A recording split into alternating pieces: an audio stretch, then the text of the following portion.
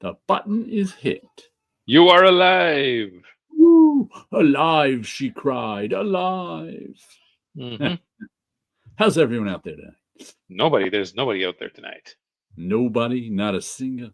No, what is that? It's a police song. Is anybody alive in here? Is anybody at all in here? Nobody but us in here. Must be off of Yeah. Synchronicity. I can't remember. Hmm. Probably people are still celebrating Easter 1 week later. So They can't influence help it. around. They just love Easter so much. They got to keep going. Hmm. Especially because we don't have an Easter bunny. We have almonds. Easter almonds? We have Easter almonds. Yes, they're usually. Oh, Comic Crack is here. Comic Crack is here. Good evening. Hello. Since Comic Crack is here, he probably watched Ghost Critic back in the day. Yes. Because we just got word. I don't even know how he found out from Tim Howler Mouse that Ghost Critic died. I don't know Yeah. if you ever watched him, Paolo, if he was before your time. Yeah, a few months before he stopped doing videos, I still watched them. And it's funny how, once again, we're talking about how, time is, and because I went back to, because like I said, he hasn't made videos since 2018, which means I started making videos probably around, I think in early 2014. So from like 2014, so for a good solid 4 years, I watched his videos weekly. Sure didn't. It was him and Damien who I first discovered. I heard the other day he died. Yeah, I don't even know how anybody heard. Tim told us, and he got a screenshot from somewhere. Because he had it was on a blog type thingy where he did movie reviews, but they were sparse as well. I don't think he had one since I checked that. 2023. He just did one in early March, I think it was. So I don't know. Howard Chaykin on the thumbnail. Yes, I did put an Howard Chaykin from Avengers 1959. Okay. It was something that Howard did. How many years ago?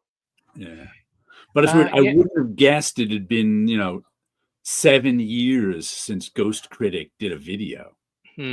That's how time is in our minds. It seems like less time than that, but yeah, YouTube things happen pretty fast, but then they stay forever. Yeah, but I've also noticed too that YouTube is like the last place where somebody I can know like casually on YouTube can die and you don't find out about it. Right. It's usually like when someone else is on social media, you'd find out, like if you have friends with them on Facebook, you'll probably find out about it pretty quickly. On all the other, but YouTube, it's like people are just on YouTube. Some. Happy weekend, 62 Lefty Blues. Yeah, exactly. I mean, it's not like if there's a channel update, they will do a video with a channel update. Yeah. If they die, well, they can't update us. There's So no yeah, channel update when you're dead. yeah, there are people that I'm from comics YouTube that I'm friends with on Facebook, which is maybe because most of us are boomers, so we still use Facebook. But because it's increasingly hard to use because there's all ads. Yeah, but if something happens to you, usually there's somebody in your family who will post something, and because of the algorithm, you end up finding out, even if it's a week later. Hello there, Paolo. Yes. Hello there, Sleepy Reader. We're talking about Ghost Critic. I know Sleepy watched him back in the day. Yes. And Ghost Critic passed away. There's like two genres of people that have appeared in the social media era. And by genres, I just mean, categories I can put them in. One is children who have grown up that I've never met. Like there are people who maybe I worked with them. Hey, Kyle, what's up? But I don't see them. Yes, very sad about ghosts. You don't see them. and you see them being born in pictures on like Facebook, and now they're like 12 or 14. And it's Yeah. like, this kid has had a whole growing up, and I've never met. It's amazing. And the other genre is people who maybe I made friends with on Facebook who have died, and I've never met them in real life. Hmm. Like Ghost Critic is now kind of one of those, even though he hasn't been around in a while. We used to watch each other's videos and comment all the time. And there've been a couple of people on Facebook who I only knew through friend of a friend, maybe, who I knew through Facebook, chatted with a bit, maybe, commented on, and then they died. And it's like, I never got to actually meet this person. They only exist as a concept to me. It's strange. Never had a real Yeah. conversation with them, and even like this, even like we're having a real conversation now. Right. It's a strange thing. Like, Comic Crick dies. He wants us to do a deep dive into Arrow's comics. Okay. all right. I'll have to go to read Comic Online to find some Arrow's comics. Does anybody know how Ghost Critic died? I didn't think he was particularly old. Hello there, Tit Goblin. His favorite channel, yeah. This was a favorite channel, yeah. Haven't carried your no prizes in the mail. Okay. I was guessing on Facebook how much his yeah, I don't think he was. haul cost. I think it was in those late 50s because there was a post somewhere about him turning 52, but I don't know when that was. So yeah, cancer, says Sleepy Reader. Okay. Oh, that makes that age. Cancer gets that. That's what seems. If it's not an accident, it's cancer, and I think cancer is more likely. Yeah, there's that age in the 50s where there's that age in the 50s where you somehow just drop dead and nobody's expecting. We discussed this with I think with Tim last time he was on. Once you once you reach 50, you can you can just drop dead. Like something can just get you. It's crazy how it's like all of a sudden you're like, oh, guess what? I've got something and I'm dead. Because we were watching the Portuguese TV. They were showing the first democratic election we had after the 74 revolution. The election was in 75, and there were a few journalists. They were showing the TV coverage from 50 years ago, and the journalist who died. I was with my parents and we talked about him.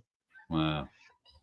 That's kind of weird too. The TV people that you see and you remember, but they died some time ago. That just reminded me. In one of my classes this week, this is the time of the year where the students pick their classes for next semester. So usually when they're on a break in my class, they're doing that. They call it up on the computer and they're trying to figure out what they're taking next semester. And I can't remember what one of the electives this kid was taking, but it was like death and mourning was the class. The class was all about death and dealing with death. It was like, okay, that's interesting. Didn't know they had a class on that.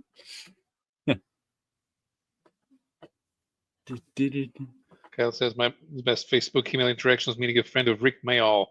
Put me in touch with her. Asked her to relay a grateful message to her dad. Said gave me his personal email. Rick Mayall. I'm familiar with the name, but I don't think I've seen anything. Ghost Critic's channel is still up. Okay. He's still on my subscription list, so I went and checked, and it's still up. And his last video is 2018. Yeah, we corresponded occasionally. Okay. And it's also strange. Gary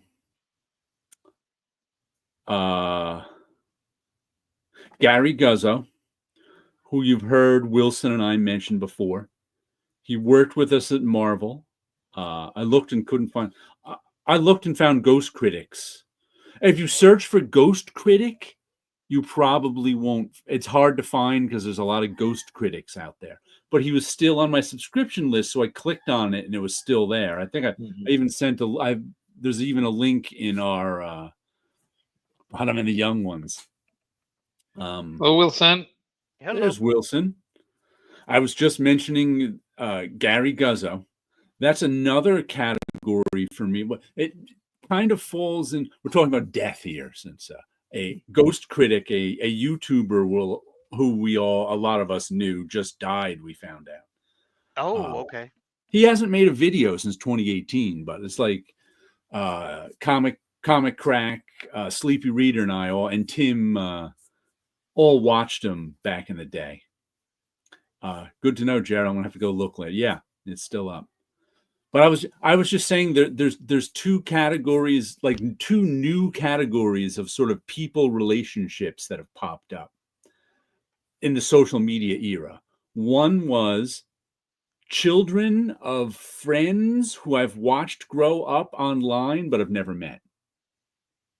Like, you saw this kid when they were born. They're like 12 now. And it's like, you know what? They're usually like acquaintances who you don't see. And it's like, wow, and then, the mother, father is always posting pictures of their kids. So it's like, wow, this kid is now almost a fully formed human being, and I have no idea. And the other is people who I only knew online who have since died. So it's like weird that you never got to meet this person. And another category that's sort of strange is Gary Guzzo, who I knew in real life, but I didn't know that well. I probably talked with him more on Facebook than in real life over the years, because he was on Facebook all the time. Right. So, we were always talking, commenting back and forth on Facebook, and then he died, and it's like, huh. It is strange, the way, as you're mentioning, is trying to think about it that way, is the fact that there are some people that I've never met who Right, only exist online. I right, have quite a few clients that way, where right. they were referred to me from somebody, and I would work with them on a project or something. You might not even And know what they look like. never only they're basically an email that appears and then disappears. I don't even sometimes don't even see the work at the end. Sometimes there are Right. projects I've done. Maybe I'll get a physical copy of it, maybe not.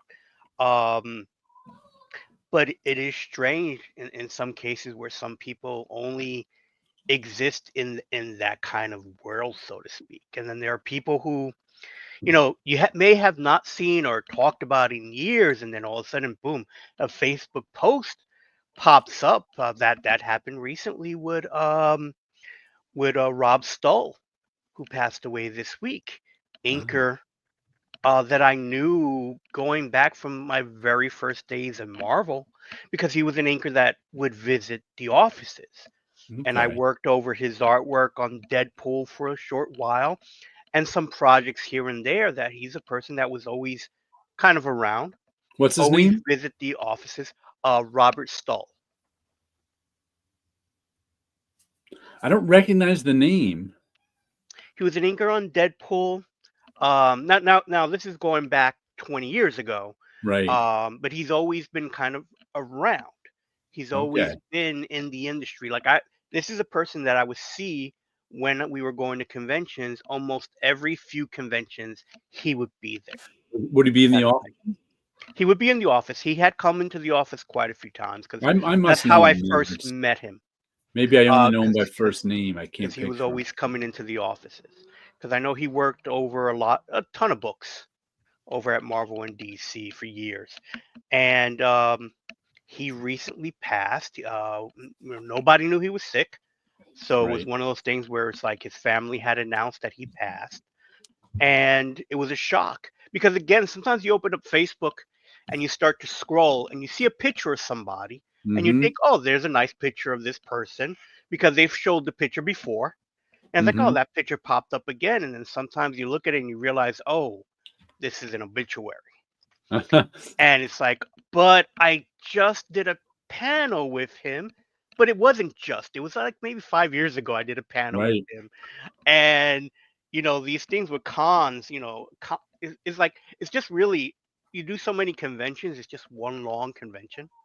So it always seems like, oh, I just saw him at this or that. But again, it's one of those things where, sometimes you don't think about a person for years because they just may not pop up on the Facebook feed. Right.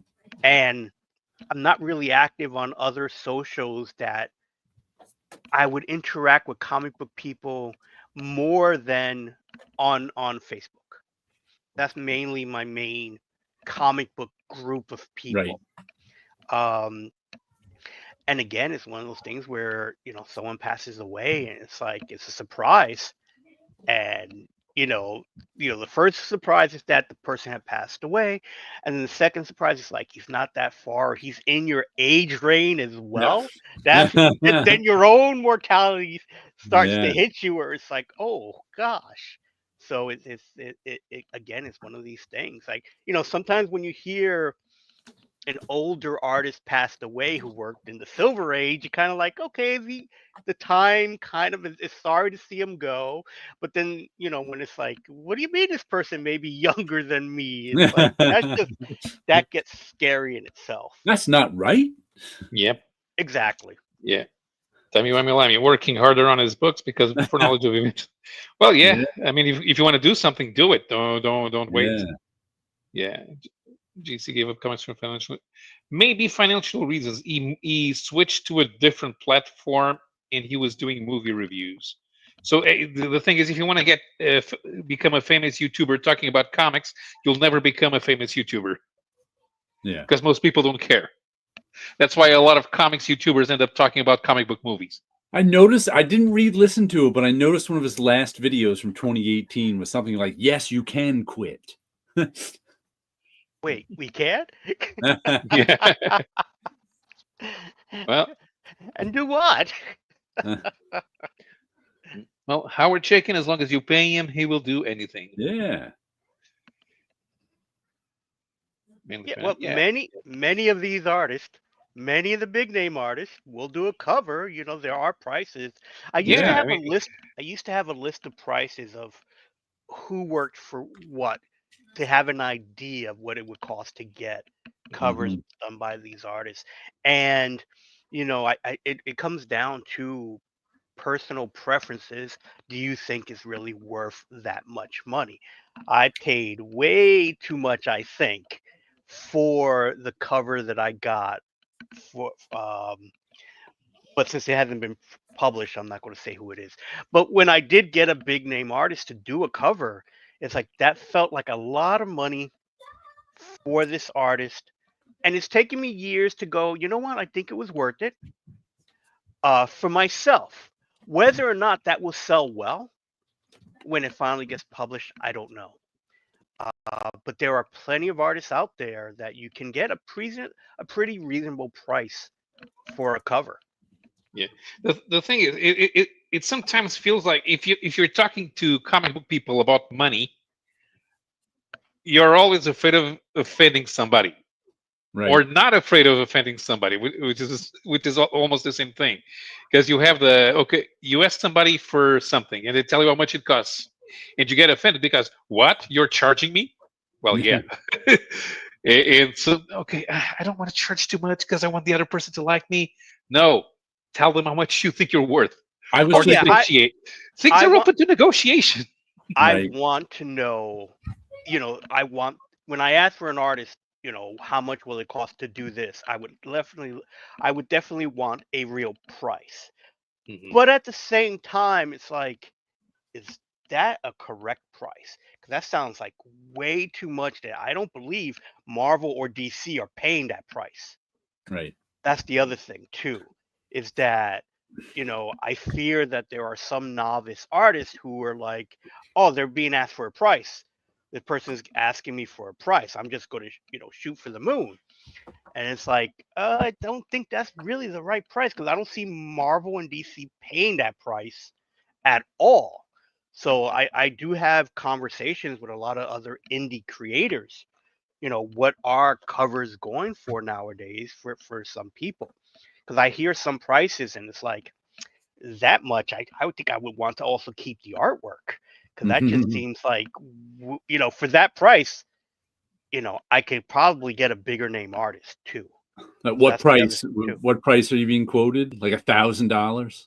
I was quoted last time I spoke to somebody. It wasn't even the artist; it was his rep, and they told me they were getting over 1,200 Okay. for a cover. The thing is like okay, but is that I found out later he's also providing the pencil inks and coloring, Yeah, which is I would different, think which is pencils, completely inks, and different. coloring for a name artist, 1,200, I would think wouldn't be that expensive. Right. So When but I'm talking about someone who's not a named oh, artist. not a name. Well, Right. So to me, it's like that seems like to be a bit.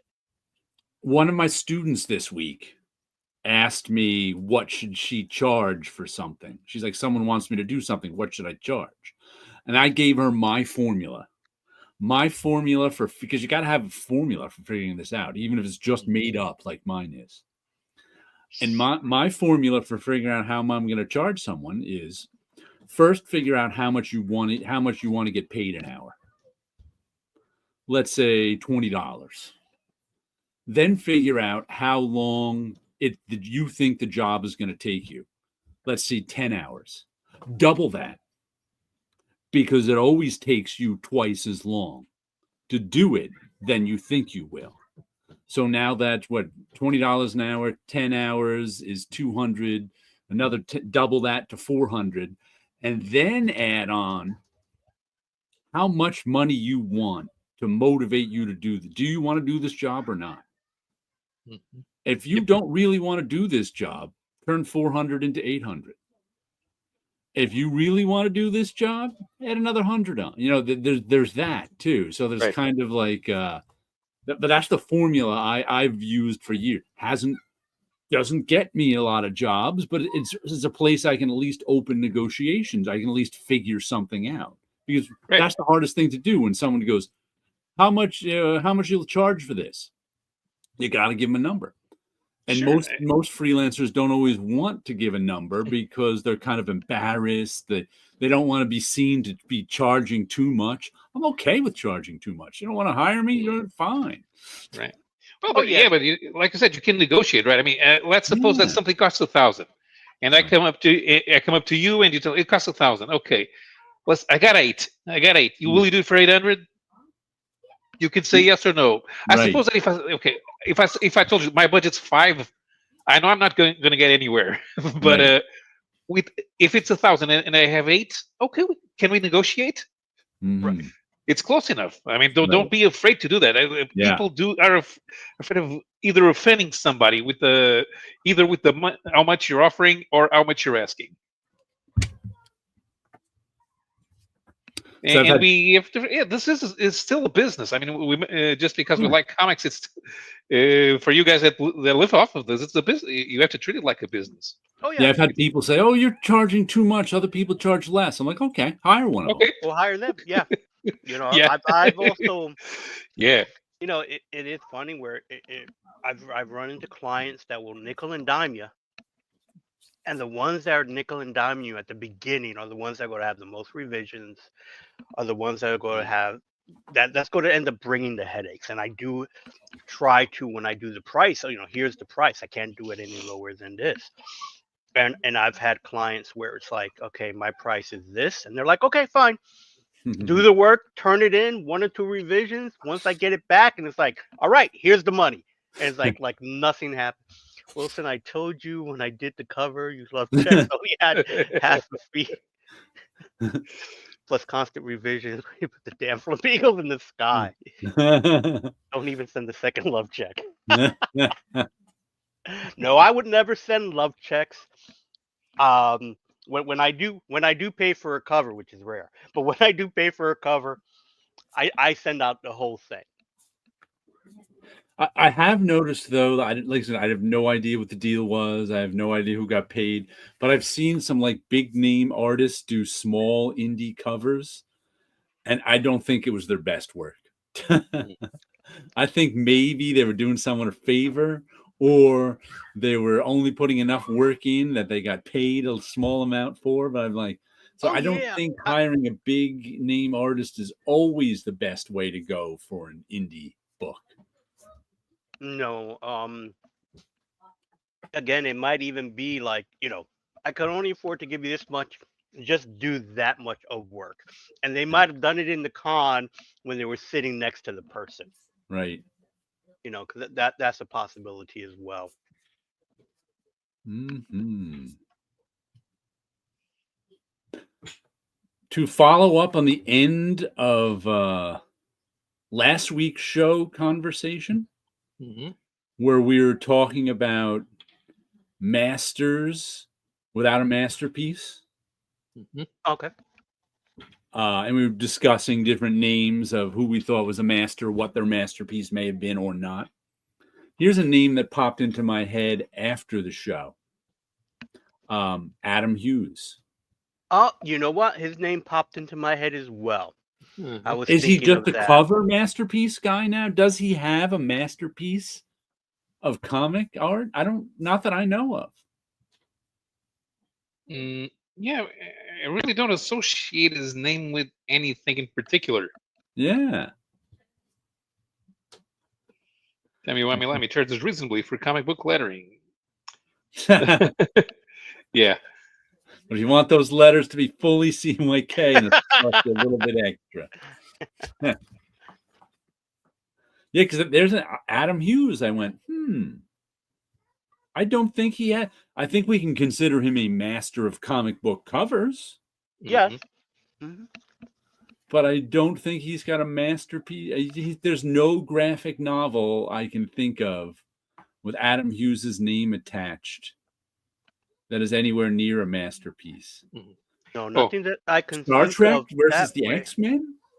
Right, because it's like, he was able to hone his craft, hone his mastery of covers to the point where, the cover itself is storytelling. Where it's like, at least with someone like Alex Ross, who eventually is just doing covers, he was able to do Marvels, and then also the DC one Kingdom as Come. well, do enough stories that he basically didn't have to do the stories anymore, Right. and went straight to the covers. And very few people can do that. Which do you prefer? Kingdom Come or Marvels?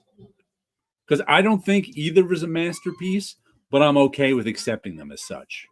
I think enough people consider them that I'm okay. The just a painted art thing made it unique. Yes, I think that's where it because are they the best stories? They were entertaining. I probably read Marvels more than Kingdom Come, like rereading. So I don't know if I would say that any one is better than the other. I think they're unique and become a masterpiece because of their uniqueness. Because no one's really done that type of thing. Maybe here's another category of masterpiece that I thought of after last week's show. And it's called the special interest masterpiece. Now, this is something that, unless you have this special interest, you will never convince anybody it's a masterpiece. Like a couple examples come to mind for me. The first example that comes to mind for me is the special interest would be 1970s and 1980s team-up books, like Marvel Team Up, Marvel 2-in-1, Brave and the Bold, books like that. There's a run by Bill Mantlo and Sal Buscema that I talk about, from like Marvel Team Up 38 until Marvel Team Up 53, that I think just encapsulates the concept of the team up book so well that it's a masterpiece. Like Spider-Man each issue is kind of an individual issue, but moves into the next one seamlessly with a new hero in each one, and finally has a climax in the trial of the Wraith. But if you compare that to things that are generally considered masterpieces in comics. Let's say Watchmen, Dark Knight Return. No one's going to say it's as good as that. It's not. Okay. But in that narrow special interest, 70s and 80s team up books, it's a masterpiece. I think I can agree with that. And then I would put my book to be put in that would be the because I only ever read it as a graphic novel, but they are reprints. The Things Project Pegasus run, which Okay. is probably Marvel 2-in-1, I would guess. Yeah. That was a pretty good George Perez and Falco, Tom DeFalco and Ralph Macchio.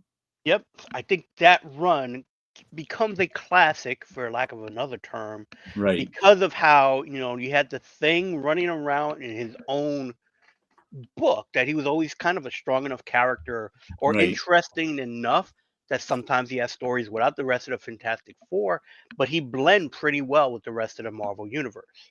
Where Right. he was like, again, these are older books, so this is before I was actually collecting. So for me, Marvel Team Up was always Spider-Man and somebody else. I never knew about the earlier books where, the Thing ran around with other superheroes, or the Human Torch had his own series as well. I don't think it's that hard to pin down a masterpiece, in that I think we can use consensus. Yeah. And the also Hildebrandt brothers, they did interiors here and there. I remember they did an X-Men 2099 Prestige one shot back in '95. I pretty much think of them as illustrators, though. Yeah, they're masters in the sense of being painters who eventually did some comic book stuff, because they're known for their Lord of the Rings stuff, the Star Wars posters. So they were masters who happened to be slumming it in comics. Yeah. Right. But I think speaking of masters slumming, guys who don't have that everybody loves, but never had a masterpiece. All of the Filipinos who worked who worked in Conan. Now that you mention it, Yeah. probably Yeah. And I mean all of them. Yeah, there were some good artists there. Yeah, but maybe they have masterpieces in the Philippines. We don't know. We wouldn't know that.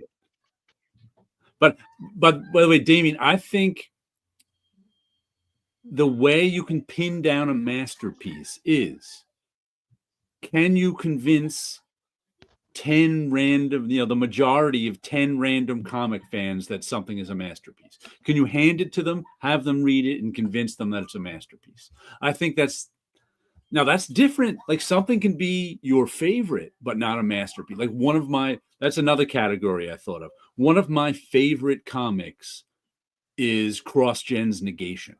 Love that comic. I don't know that I can convince anyone it's a masterpiece. I don't know if I can convince myself it's a masterpiece, but it's still one of my favorites. Another one of my favorites, as you know from here, Mr. X. Love Mr. X. Went through a whole Mr. X phase last year, the year before, showing off all sorts of Mr. X stuff. One of my favorites. I don't think Mr. X is a masterpiece. Nope. And in terms of special interest masterpieces, another thing I thought of when I thought of Wilson being a Teenage Mutant Ninja Turtles fan, there has got to be something that Teenage Mutant Ninja Turtle fans think is a masterpiece. The rest of us don't. I don't think you could convince a group of people that any Turtles comic is a masterpiece. But I got to figure Turtles, that would be a special interest masterpiece. Someone who thinks that, like, something they got, like, if you're a Turtles fan and you think, these 10 issues are my favorite and they're a masterpiece, I think that would be a special interest masterpiece. I would say for the Ninja Turtles, they did each turtle had a one-shot. And I think those could probably be considered masterpiece stories in themselves, because each one focused on a singular turtle. And I know some people, when they talk about the turtle stuff, or especially the older turtle stuff, is how much they enjoyed those individual turtles. Because not only were they already doing Ninja Turtles was already experimental in itself, Mhm. but to do these one shots was an experiment on top of an experiment. And so I think with those guys, their masterpieces would happen to be the turtles anyway. Mhm. But then to have these individual books and stories focusing on them, it's different than what we're used to with comics in the beginning, because we usually either get what was it classically be like the Avengers had their own books before they became a team, where the Fantastic Four started as a team, Right. and then the more popular character got their own book. Because the Human Torch got his own book for a little while, and the Mhm. Thing got his own book, but Visible Woman didn't, and Marvel's Tech and War. well, Tech War was a masterpiece.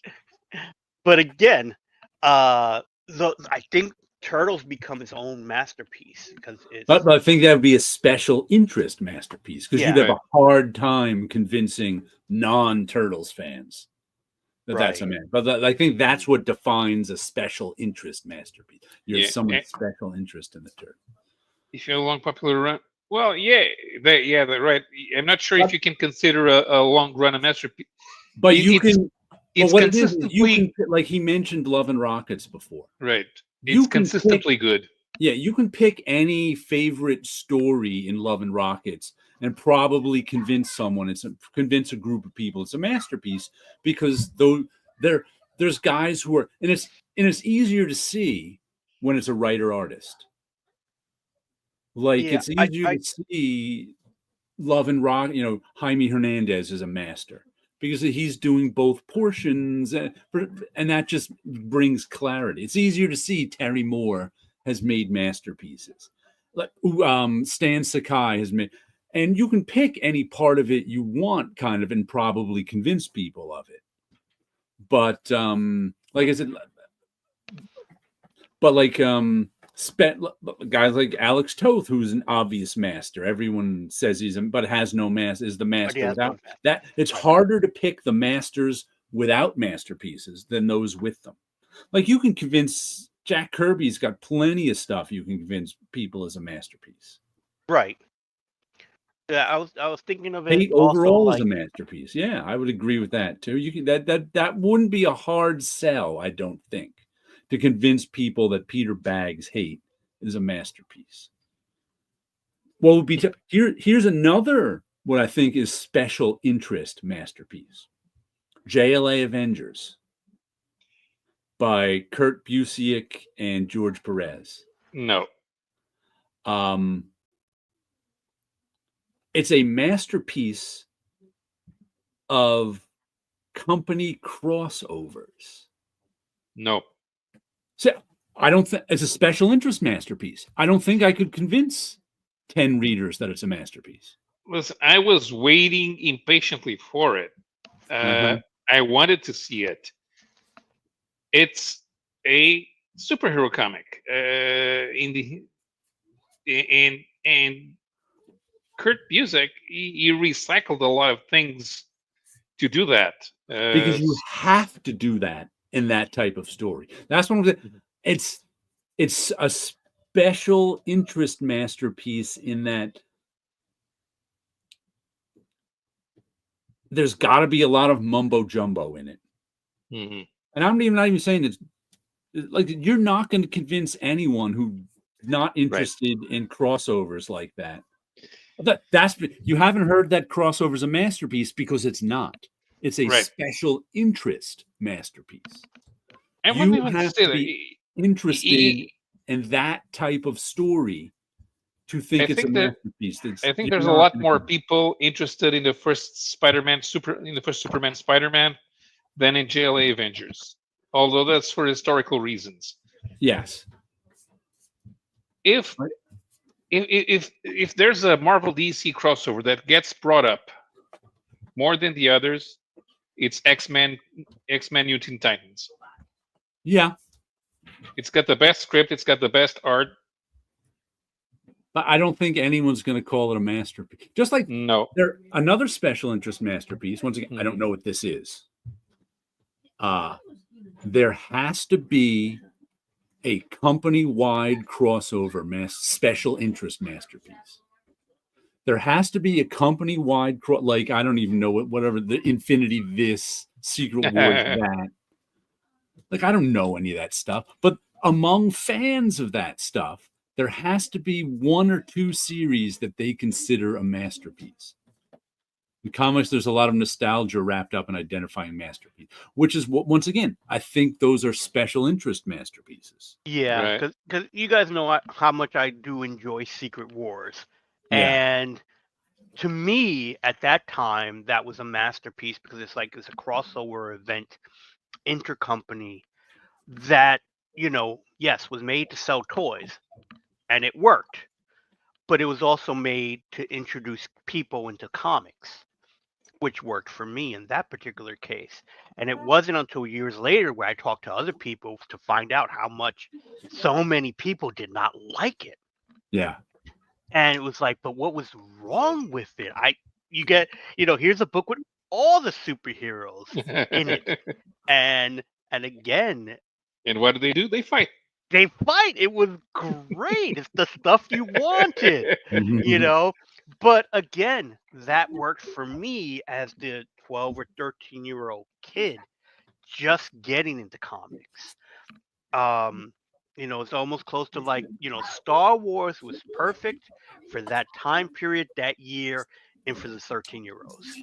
And it was made for them. But I think that you got a time capsule kind of a thing at that point.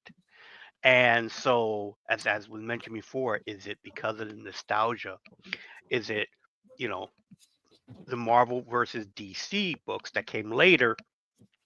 For me, there was both the nostalgia of being promised that since the 80s Mhm. and seeing artwork for a long time and never actually getting those books.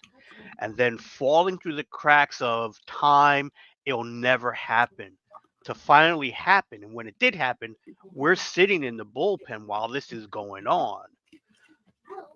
Also, it becomes bigger than what it was. So I do have a fond for, that final crossover that became something. Um, you know, to be part of that, part of the marketing and stuff like that, it becomes another capsule in time too. So so there, I don't know if I can convince people that it is a masterpiece that you must read this. I know I could probably do a better selling like Mike Zeck's Spider-Man story run, the Yeah. Craven's Last Hunt, Right. as being a classic. And it's weird because it crossed over the three major Spider-Man comics. So it's not Mhm. like I could just, say while you're reading this, you can, you would have to read all this other stuff, and you don't. It are actually just 6 issues that gives you a classic story. Mhm. Is that his masterpiece. But Mike Zeck, again, he's someone that's been able to have groups of stories like that. Right. Damien, are you saying that Brigade is not a masterpiece? I just gave it away, Brigade. Uh-huh. But once again, I think you when I say that a masterpiece is built by consensus and you have to convince people that something's a masterpiece, that's the way it's always been in literature. I've been listening to something about Gatsby, of course, and how that was eventually it had to build a consensus that it was a masterpiece. But you also have to take in when Sleepy mentions 90s crap that people think are you also think are masterpieces. You also have to be able to judge, like I said, the difference between what you think is a favorite comic and what you think is a masterpiece. And is that person who likes that 90s stuff that you think is crap, is that person making that distinction? Because I think the people you have to convince something is a masterpiece are comic book fans. And as we've discussed here before, there are a lot of people who aren't comic book fans. They're fans of the comic books of their youth. Yeah. Like with So music, all the best stuff in history happened to come out when I was a teenager.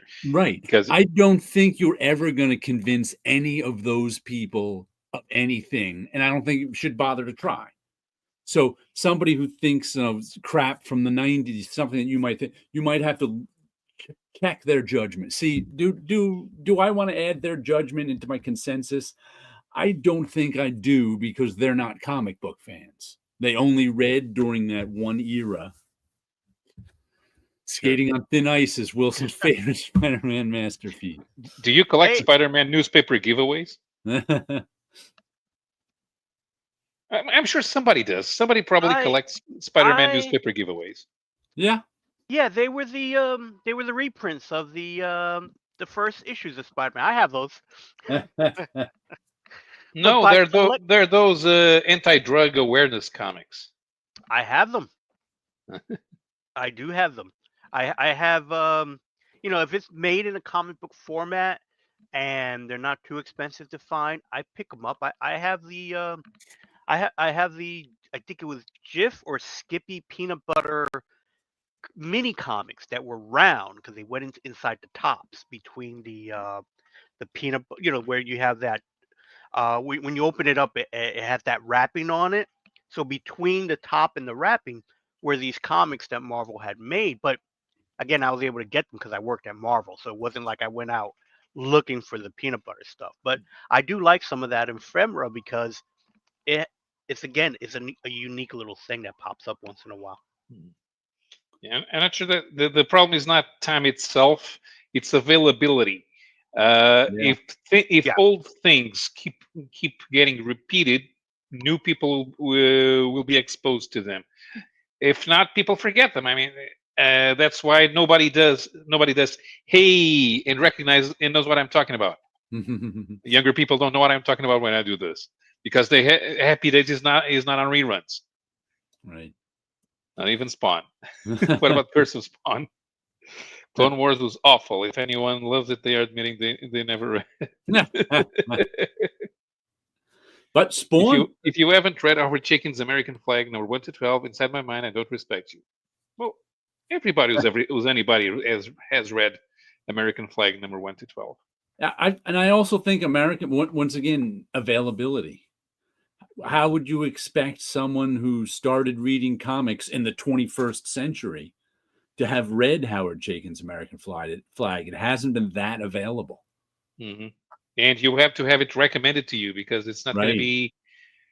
It's not going to be the first thing that calls out to you because even the techniques of doing art will be alien to you. It's not just the story. You won't even get the story. It's like young people who don't know how to watch a black and white movie.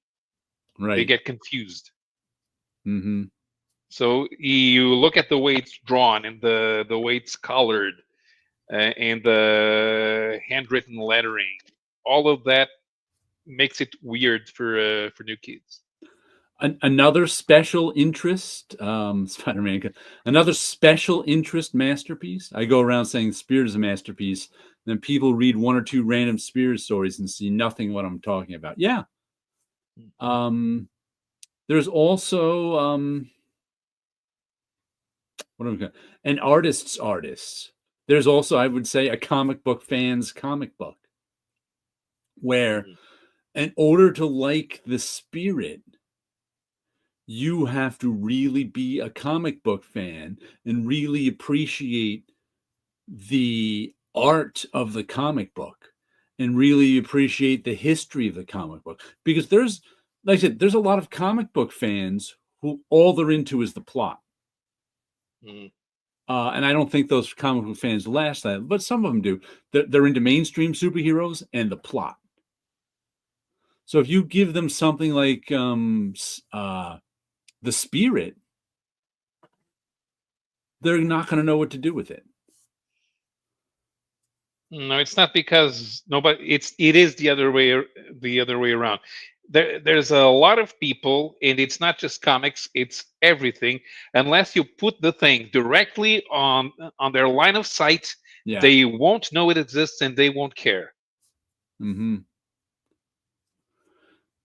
Curiosity, yeah, exactly. I mean, you have to. I mean, I remember when I first came online, and I was still a Marvel zombie then. So what I wanted to know the name of every comic that Marvel had put out, and there was indeed a list of every comic that Marvel had put out since 1939, including all the stuff from the 50s that nobody heard of, because most people only care about superheroes.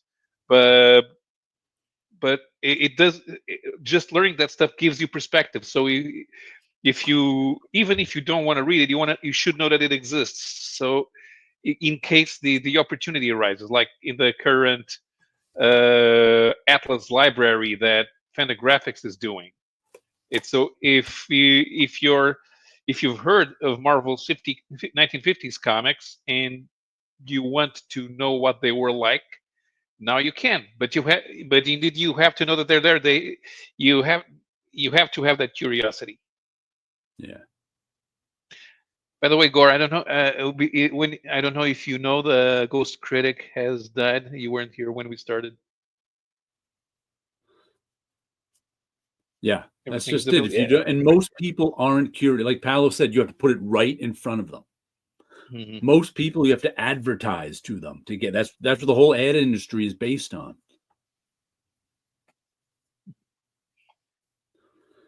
Yes, I came online. This is another one of my friends from Portugal. Another, well, as I was saying before, another very narrow a special interest masterpiece to me, and I know I'm not the only one who thinks this, is Omega the Unknown.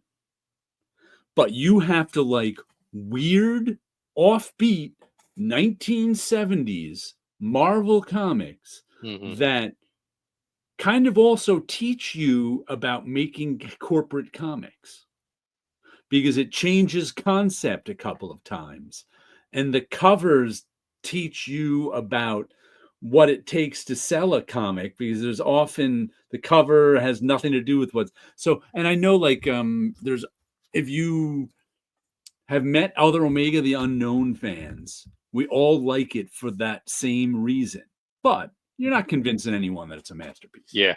It's like the narrowest special interest masterpiece ever. Yeah. It's like, no, you've heard of have I heard of Jimi because it's awesome? No, you've heard of Jimi Hendrix because he's available. You don't have to think he's awesome, but you've heard of him because he's available. It's the same reason with the Beatles and the Rolling Stones. People have heard of them because they're available. People don't know who the Platters were anymore. People don't know who Richie Valens was anymore because they're not available. Hold on. They're not. Let's expand on that word. They're not just available. They're put in front of you. Yeah. The Rolling Stones and the Beatles are put in front of you if you turn on the radio or the TV. The Platters are not. The Platters are, you can still get the Platters music, but you don't know they exist. Right. Because they're not put in front of you, available. Yeah, when they put, there was an anthology called Verve Remixed, came out about 20 something odd years ago, and I like that stuff from the 60s and 70s that was remixed with in an electronic fashion. And I found out about artists that I had never heard of. So they had to have been, they were put in front of me in a format that I liked. That's how I found out about them. You really need that way to reach some people, or they won't know that it exists. Mm-hmm. Only read Omega the Unknown from the remake, which I don't think was once again that interesting. There are some people who thought the original Omega the Unknown was a special interest masterpiece, so much so that they wanted to do their own version of it. Mm-hmm. And I think Sleepy says before, Omega, you also have to accept unfinished work. Yes, it bothered them so much that Omega the Unknown was an unfinished special interest masterpiece that they did their own one. False Gravity, sure, but yeah, and in the end, like when Verve Remix came out, I was discovering different sorts of electronic music. So you do so at first things have to be put in front of you, otherwise you won't find out about it. So you have to be lucky that somebody who knows how good something is wants to deviate from normal and put something different in front of you that's available for anyone to find out. The more of that stuff that you find out about, the more you develop your own sense of curiosity, and it reaches a threshold, and from then on it's always you who is curious. But for most people, the threshold is over here, and they're around here. They never get up there to the curiosity. So it's just stuff that they find along the way, like a remora. I always say you can see that most in people's musical taste. Most people's musical taste is the songs from when they were a teenager and into their 20s, because that's when music finds you. That's when everyone's trying to sell you music. After you reach a certain age, no one's trying to sell you music anymore. You don't have as much time to listen to it as you used to. So your musical only at that point, only music fans seek out music. That's how you can tell who's a music fan and who's not, is if they seek out music. Right. And I used to be a music fan, but sometime in my 40s, I stopped seeking out music. So I lasted longer than most. Yeah. But most people aren't music fans. They're fans of music from their youth. Right. See, Tammy-wimey-limey, because you care about consistency, we are here to help you be consistent with yourself. When I was 18 and began reading novels, I had few resources, so I'd used bookstores and go from A to Z and buy books that looked interesting. See, okay, but you didn't know what you were looking for. So, you had developed a sense of curiosity and went looking for stuff. But you had to develop the sense of curiosity. Not, like I said, not everyone does. Most people are content. Don't. Yeah, they're content with primetime TV, and that's it. Yep. They're content with what's put in front of them. That's really, yeah. Howler Mouse told me Wednesday, I think. Yeah, we just found out. Yeah. Yeah, I think he was one of the first people I found too. Yeah, and I hope some things are okay with some of the other ones that I used to follow, because I'm still subscribed to them, but they haven't put out the video in ages, like Silver Age Dave or After Comics. It's like I never unsubscribe, so that's how I was able to find Ghost Critic's page, because it's still subscribed.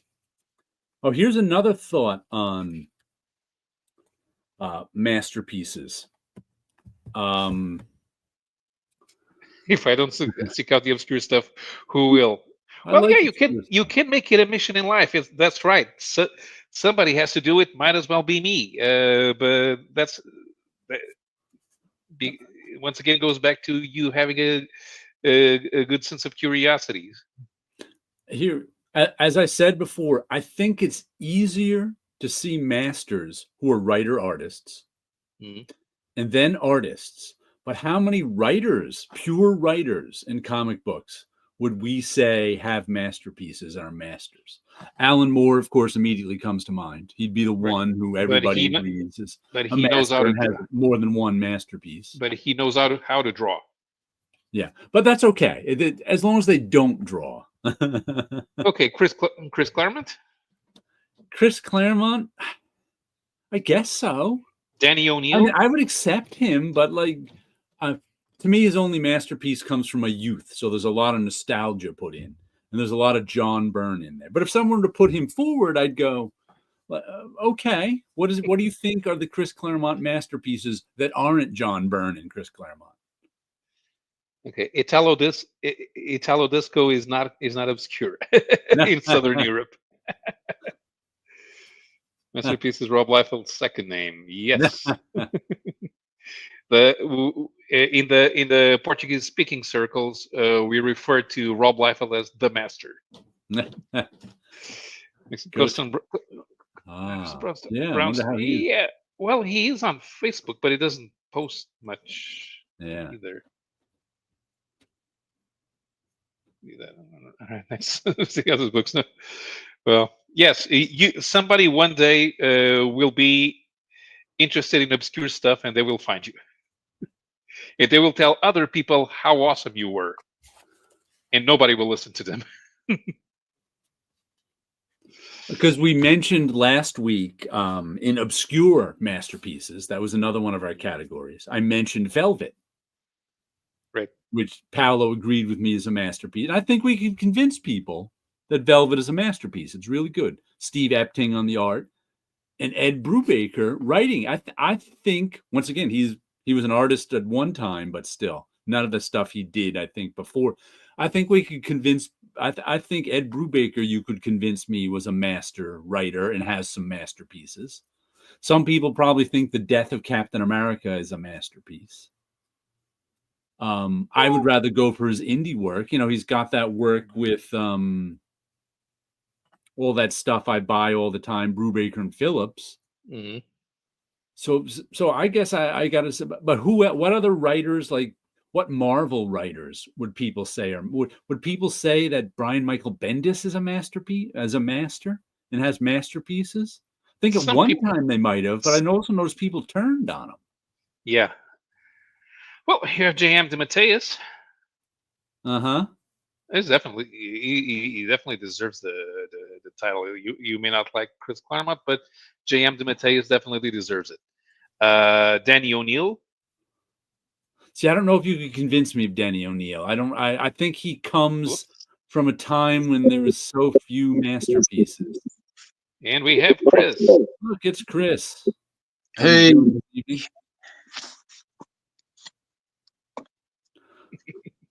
Italian disco. Hey, I love endless piano loops. Electronic music must have at least 11 minutes. That was very good, but not.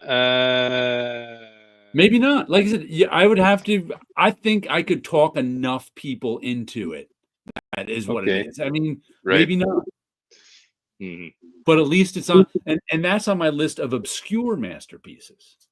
So it's masterpieces that not a lot of people have seen. No, Damien. It counts as Roy Thomas's masterpiece. Roy Thomas did it all. Yes. Stan Lee invented it, and then Roy Thomas invented it.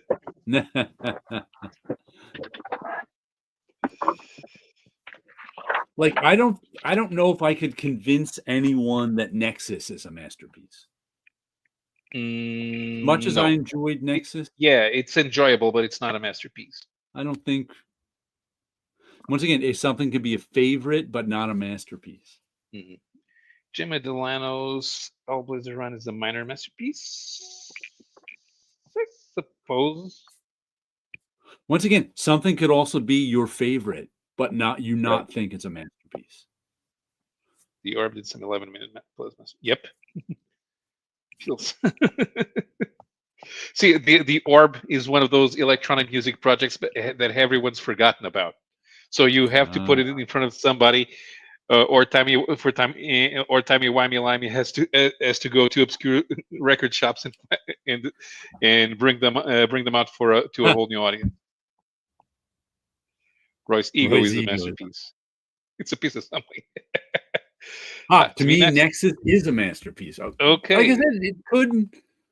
I could be talked into it. I'm not saying I couldn't. I haven't. The problem is I haven't read it since the 80s too. Well, I've read it in the last few years because I bought the Dark Horse collections. So I have not read the original. I have the original still on my shelf. Haven't read them since the 80s. So it's tough for me to say. There's a point when the artist is Hugh Haynes. Was that it? I remember him from The Punisher. And and I think Mike Barron's just going through the motions. He's doing a soap opera, and he has to keep going. That's why he has Nexus's daughters and stuff. Nexus to me feels like should be a masterpiece, and it's not there yet. It's like it's not a complete masterpiece. And Nexus to me almost feels like it's a masterpiece without their artists because of just the way the character has been designed. It's designed to be an iconic, recognizable thing. Yeah. And it's like it should be a masterpiece, but it's not yet. And Mhm. I think it's like when they're both working together, it's beautiful, it's there. And when they do it on their own, it's also kind of there, but it's just not hitting it. And I'm not sure Maybe exactly there what's is missing some from part it. of Nexus that I'd consider a masterpiece, but I haven't read it in so long. I don't know. The Yeah, thing and I'm is, also going by memory of Nexus Yeah. as to be I like always it liked should it. be like it should be a masterpiece, but Yeah. it didn't maybe it didn't reach its masterpiece story yet, Mhm. and the potential for it to be a masterpiece, it's a almost on its own as a character. yeah, well, Nexus was not a Marvel or DC character, which is the reason why it never reached a larger audience. Yeah. Yeah, That's always the problem with those properties. People who found out about them, love them. The other people, you didn't put it in front of them, and they didn't find out. Right. It's the prolific hand of the marker and their overall body of work is their masterpiece. Dave McKean has a body of work that's a masterpiece. Jared's volume of art is a There is masterpiece. the lifetime achievement a masterpiece, I think. Yeah. The what I would Mhm. call the Eric Larson masterpiece. Is Mage a Is masterpiece by Mage a Matt Wagner? masterpiece by Matt? I don't think so, but what I think is a masterpiece by Matt Wagner is his most recent thing, The Devil by the Deed redo. Holy Mhm. cow, is that a masterpiece? Mage is that might be a special interest masterpiece to me. It's the first Mage. Mhm. If you want to see a really good story by a young up and coming artist writer learning as he goes, where each issue is better than the next, and by the end of it he's close to being a master, that's Mage to me. Mhm. It's the special it's like I would call it a special interest masterpiece, because I don't think you can just give Mage to someone and someone be blown away by it, because it's his No. earliest work, so it's rough in spots Right. and you can Right. see him learning.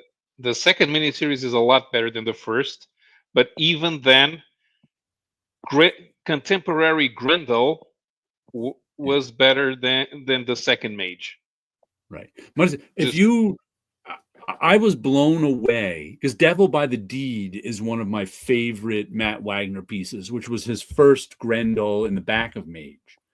And yeah, just shame on you. last year, the year before, he did a complete redo of Devil by the Deed, where I think the original was like 40 pages and the new one is like 120 pages, telling the same story of Grendel's rise and fall. And it is a masterpiece. It is really, really. I was surprised because I thought it'd be kind of be gimmicky, because I liked the original someone. Yeah, Nexus is like Omega, an unfinished masterpiece. Could be. Here's the thing: Nexus never had an end in sight. Right. That's we would have to find a piece of see. Once that's the trouble with something with like Nexus too. Like when we're talking about long runs by people, you would have to find the piece that you think is a masterpiece to convince. The whole thing might be a lifetime achievement masterpiece, Right. but you would have Nexus to is find the something that piece to convince somebody. starts out very well, and then people get used to it, and they Mm-hmm. stay with it because they're used to it. Yeah. It never gets bad, but nobody was going to pick up Nexus number 48 and think, "Oh man, this is awesome." Right. And by the time that first comics crashed and Mike Baron had to liberate the rights from whatever was left of first comics to go to Dark Horse, Mm-hmm. the new schedule was more erratic, and while it allowed people to read Nexus here and there, it was the same way that Matt Wagner is now doing Grendel. You get years without a new story, Right. Like so it's not going to attract people in a way that it will convince them that it's a masterpiece.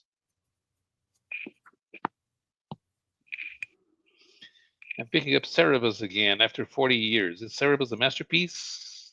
Specifically, I don't know. I think you could convince me Cerebus is a masterpiece because people like Jacques' story. They could take a piece of Cerebus and convince me it's a masterpiece. I don't right. know if I would say it is, but you could. If consensus says it is, I'll go along with it. But people would pick out like High Society, Church and State, or Jacques' story, or some Right. one volume of it hmm because Which is what they it normally do. tanks so hard at the end. hmm It's tough to say. Well, that's what you get for doing something for 40 years. Yeah. The Well, the person you are when you finish it yeah. is not the same person you were when you started it. Which is That's why why a masterpiece is something that's temporal. It's a manifestation of you at the time you did it. And if it's something that you keep doing, it's no longer a manifestation of you. It's several manifestations of you, and it looks like it suffers from multiple personality. But that's also why I mentioned the Eric Larson Lifetime Achievement Masterpiece. Mm-hmm. Because Savage Dragon, you might not be able to pick out any given part of it and convince someone that it's a masterpiece. But the thing as a whole is a masterpiece because he has managed to keep on doing it and keep it fresh all these years. And 1997 Eric Larson isn't 2007 Eric Larson. In 1997, right. Savage Dragon is different than 2007 Savage Dragon, but they're all still good. He's kept it all still good. He's reached a certain level of quality throughout the whole thing that's just not been done. The problem with Cerebus is the level of quality tanked crazily at the end because Dave Sim went a little nutty. Right. Well, Gore goes with the remarkable achievement. Yeah.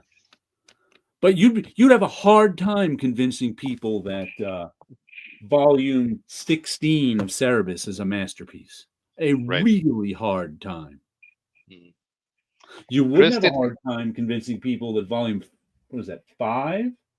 Jacques' story is a masterpiece, but volume 16, good luck. Chris, that goblin says that your virtual friendship cost him $5. So that means only $5.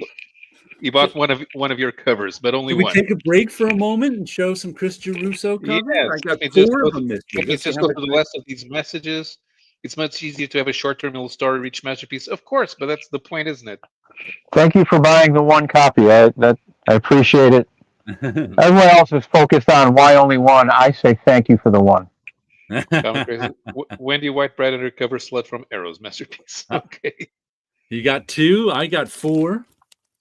So it's $20. They're all $4 ones. It's all right. So yeah, I was only able to find.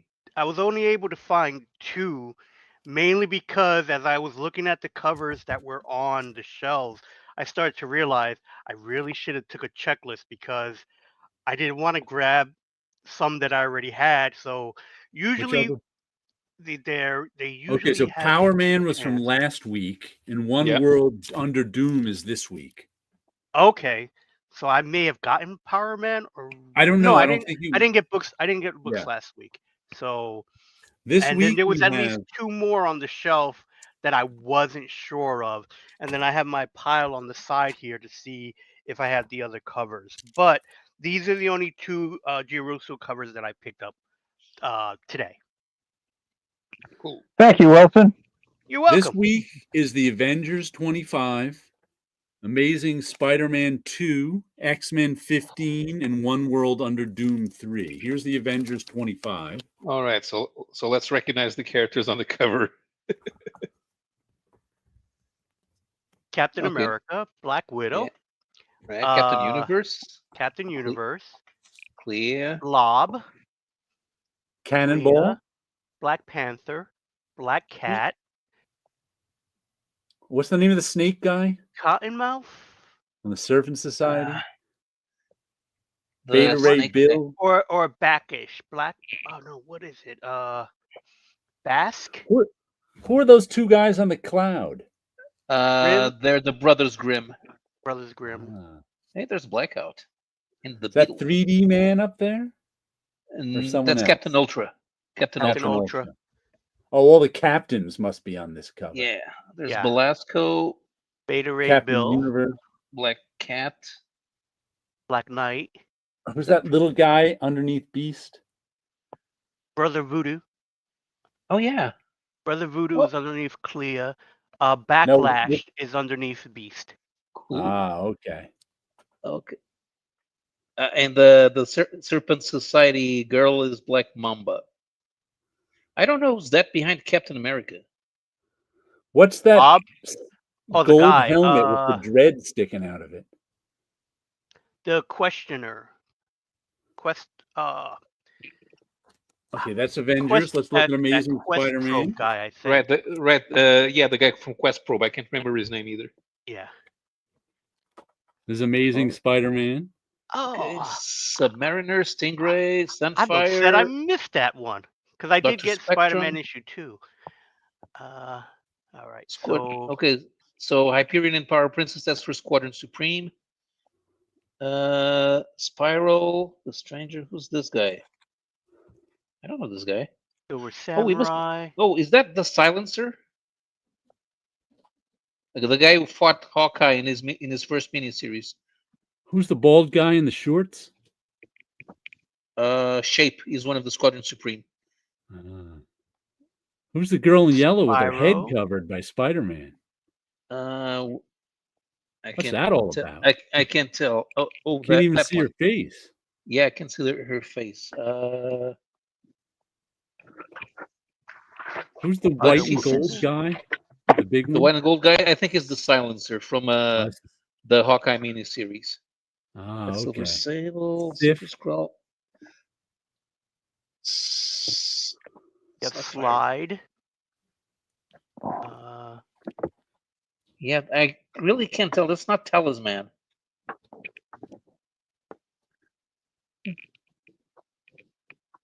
Lady Lots Sif. and lots. Let's see another one here. Hold on. Yes, that Let's is go with the Slide. X-Men. Sequential Geek, that is Slide.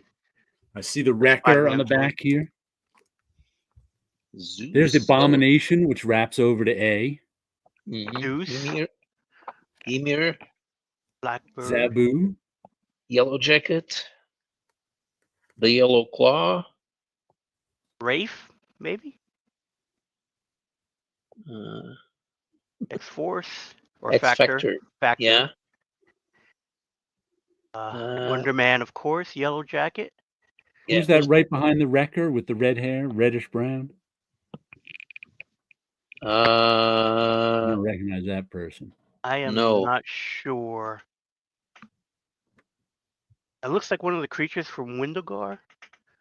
Or is that Wondar?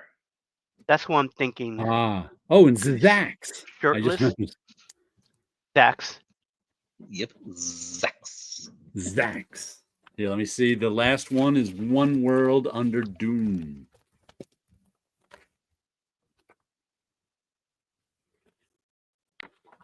Well, okay, Mephisto. Mirage, Man-Thing. Mordred the Mystic up in the corner. Oh, yeah. There. Yeah. Master Pandemonium. Mentor. Who's the guy under Mordred on the little sled he's flying on? I can't tell. Yeah, I'm not sure who that is. Neither am I.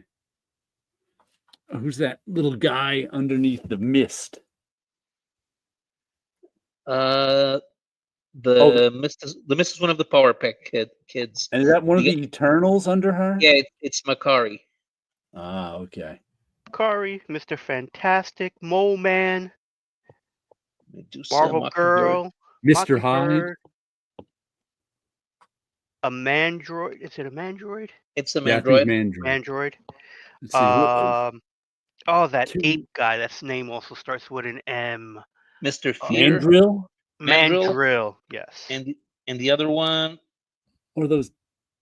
Who's that cowboy? I don't know. It's just, he's too little. It's not a cowboy. It looks like a ninja. And who's that magenta and blue guy with a gun? Mr. Fear. Mr. Fear. You got Mr. Hyde. Who's that guy with the big tuning fork on his forehead? That's the Mandarin. That's the Yeah. Mandarin. That's the Mandarin. Oh, is that the Impossible Man behind the Mandarin, or is that someone else? Might be Mr. Nope. Impossible. No, that's the guy. It was an old X-Men, Mesmero. Ah. Mesmero, yeah. And we have Howler Mouse with us. Hey, Hey. Tim. Hey guys, Hello. I can't see anybody. How are you? Oh, there we go. What's up? We were just showing off some Chris Geruso covers to Chris Geruso. Yeah, I got home just in time to. I got in time. Oh, no. Am I there? You're here. We can see you. Oh, nice. Yeah, I've had you guys in the background. I got home about 5 till 7 or something. And I've heard a piece of this. I heard Cerebus. I heard this. I'm like, I can't take this. I gotta. I heard something about Masterpiece, Ghost Critic, and stuff like that. I've been hearing bits and pieces. So we're putting off dinner for 30 minutes, and we'll change it up. The wife will get grilled cheese tonight. No. If you want some quick reviews of these 4 Marvel comics, let's see which one. Avengers, really, really good. No, it isn't. It's Jed McKay, so it's not good. It was actually good. I enjoyed it. Ads in the middle. It was about the new man. The event. Dr. Doom has taken over the world. The Avengers live on this spaceship city. You can take me off solo. I don't have to show the art. The Avengers live in the spaceship city, and this was all about the new Masters of Evil, who have decided, since Dr. Doom has taken over and he's good, they may as well be evil. So this one was actually my favorite of the 4. The X-Men one was pretty good. It continues to be the Alaskan X-Men. It was all right. One World Under Doom. Wait, Alaskan X-Men? Yes, that they relaunched the X-Men, and there's like 3 or 4 branches of the X-Men, and one of them are in Alaska. They live in this it doesn't all make sense to me. Especially at the end, this new group calling themselves the X-Men show up. Very confused, but it was all right. I mean, not a bad comic. One World Under Doom. Once again, it was okay. It was about this one had the Avengers directly confronting Doom. Once again, they're in this issue, they're actually, and the other issue, the Masters of Evil took it upon themselves to fight Doom. In this one, the Avengers are actively recruiting villains to help them fight Doom. I'm getting so retro. I wish the Masters of Evil would go back to Lethal Legion. I'm just saying. Though I have to say, MODOK is in this one, and seeing MODOK drawn realistically, it's just disturbing. Yeah, it's just really weird. He was disturbing Quantum Mania. That's all I'm saying. Very much so. Yeah. What was weird that I noticed, Jared, on your cover, just because of because you're on the thumbnail size, the green on Doom almost looks fluorescent on camera. So I was like, is that a 5th color? Nope. And it was like, that's why I had mine to see if I was getting that reflection. And it's like, I don't know what it is, but yours looks like it's fluorescent on video. It was just an odd thing. Okay. Unfortunately, Amazing Spider-Man #2 was unreadable. Was it? I could not make it all the way through. I started reading it, started skipping ahead, and some made Spider-Man go on a mind trip. So he's tripping on drugs the whole issue, and it's tough to figure out what's going on, and I just didn't care about Spider-Man tripping on drugs. I'm very, very happy you gave that review to that book, because in real life out here, the last person I knew that was reading Marvel texted me, sent me that cover, and just said they were out. And I haven't replied. I'm like, Yeah. It was not a good. It I was like have we told you read, so, you know. being that these all have Chris Geruso covers, I've bought 14 Marvels in the last 6 weeks or Well, so. thank you. Only 2 of them were unreadable, so that's not bad. Well, the covers are the rest of my friends who are no longer reading Marvel and all that Mhm. stuff. They got the Crusoe cover. They got his covers, but they're Ah. not reading. They're not reading the books. They got the covers. I was Well, reading thank the book. you. Yes, yes, Thank you to everyone. Yeah. that's awesome. Support's It did appreciated. I did don't want not to. thrill me that, but I gotta say, at least half the Marvels I read I would say were pretty good. I'm not going to continue reading them because it's not my thing, but they Yeah. were pretty good. There's just so much negativity. I'm like, I'm. It seems like when you kind of do this kind of thing on YouTube, you're kind of dependent on outside sources like what's coming Yeah. out. And if you're not excited about something, you don't really feel like jumping on here. You know what I mean? Like, Mhm. So. But could I point? I don't know. I heard y'all talking about Cerebus, and I don't want to just come on up here and Okay. stuff. But Let me give you the overall conversation we've been having. well, for a buck a piece, I got some early Cerebus this year, a couple 2 weeks ago, right? What I didn't realize is Dave Sim painted these covers. These are Okay. painted covers by Dave Sim. I never realized they were painted. Look at that. Yeah. What is it, Hopefully I don't have 34? Yeah. Okay. So they're full color. Yeah, that's what got me. In Yeah. the 30s, I'm kind of lacking here. That's why I was finally glad to see this, but I didn't realize Sim was painting the covers. What I like about this one specifically is, I look at these things, but he's got the same steady hand I have. Look at this black line. I'm like, I'm where Dave Sim was 40 years ago. These are like from 1980, And one more thing, if y'all don't care if I want to show, I think I got a new classic series. I'm afraid to give it the stamp of approval, but this Orion by Walt Simonson that went for 30 issues. This number 11, I think everybody needs to pick up because the art in it is amazing. It's actually the first thing in a while that's blown me away to where I actually posted some stuff on Instagram from it. That's actually one thing I mentioned last week, because our general conversation that started last week and has gone on to this one is the idea of masterpieces in comics. Now check this out. And the That's general great. idea that a masterpiece is something that's a kind of agreed to by consensus. You have to be able to convince a reasonable number of comic fans that something's a masterpiece.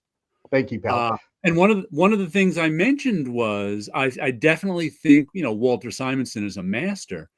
Oh yeah. But since I haven't been reading his work for a long time, because I'm mostly an indie guy and he's been mostly DC the last 30 years, I really don't know what his masterpieces are. Besides, Thor. Mm-hmm. And even now, I would argue that his Ragnarok is a masterpiece. But it's like he's one of these guys who, since he's a mainstream guy and I'm not a mainstream reader, I don't know what his masterpieces would be. Always been And you on might have stumbled onto one, Orion. Yeah. He's got. I mean, he's what was his Manhunter with Archie Goodwin? That series kept him in work, and it blows my mind. He was 27 years old when that came out. Right. And I wouldn't say him personally. He doesn't. He yeah. didn't let that old man in, did he? Like he never let that old man in. You know what I'm talking about? 27 in 1973 blows my mind. But I wouldn't say this is all part of our discussion. I wouldn't say Manhunter was a masterpiece. Mm-hmm. But here's the other idea. Is there such a thing as special interest masterpieces, which are masterpieces that you have to have a special interest to appreciate, and you'll never convince anybody outside of that special interest. That is, I mentioned Wilson is a Teenage Mutant Ninja Turtles fan, and there's got to be something that Teenage Mutant Ninja Turtle fans consider masterpieces. But you'll never convince anyone. And I would put like Manhunter in the same category as I'd put what we were just talking about, Mage. It's if you want to see a young artist learning as they go and doing great work, Manhunter is a terrific example of that, as well as the first series of Mage. I like both of them a lot, but I don't think you could. I think they'd be insulted if you called their most immature work masterpieces. That's another thing. It's like, so I would definitely put. I don't think I'd put Manhunter in the masterpiece category, but in the specialized masterpiece, maybe. I would put it there. I would put I think I would put Manhunter as something that was so different for the time it was coming out. That I was born when that came out, so I was just a baby, so I don't clearly remember it, But that was Neil Adams. Everybody's still Neil Adams nuts, and that was the big name. Then all of a sudden, here comes this guy who out of the blue does something that looks fresh. And I don't want to say the opposite of Neil Adams, but it's definitely unique. But different enough. Yeah. And still good. Yeah. And of course, I had the stepdad sitting there like Kirby is king in my face if we were talking about this stuff. I mean, he was a mark, but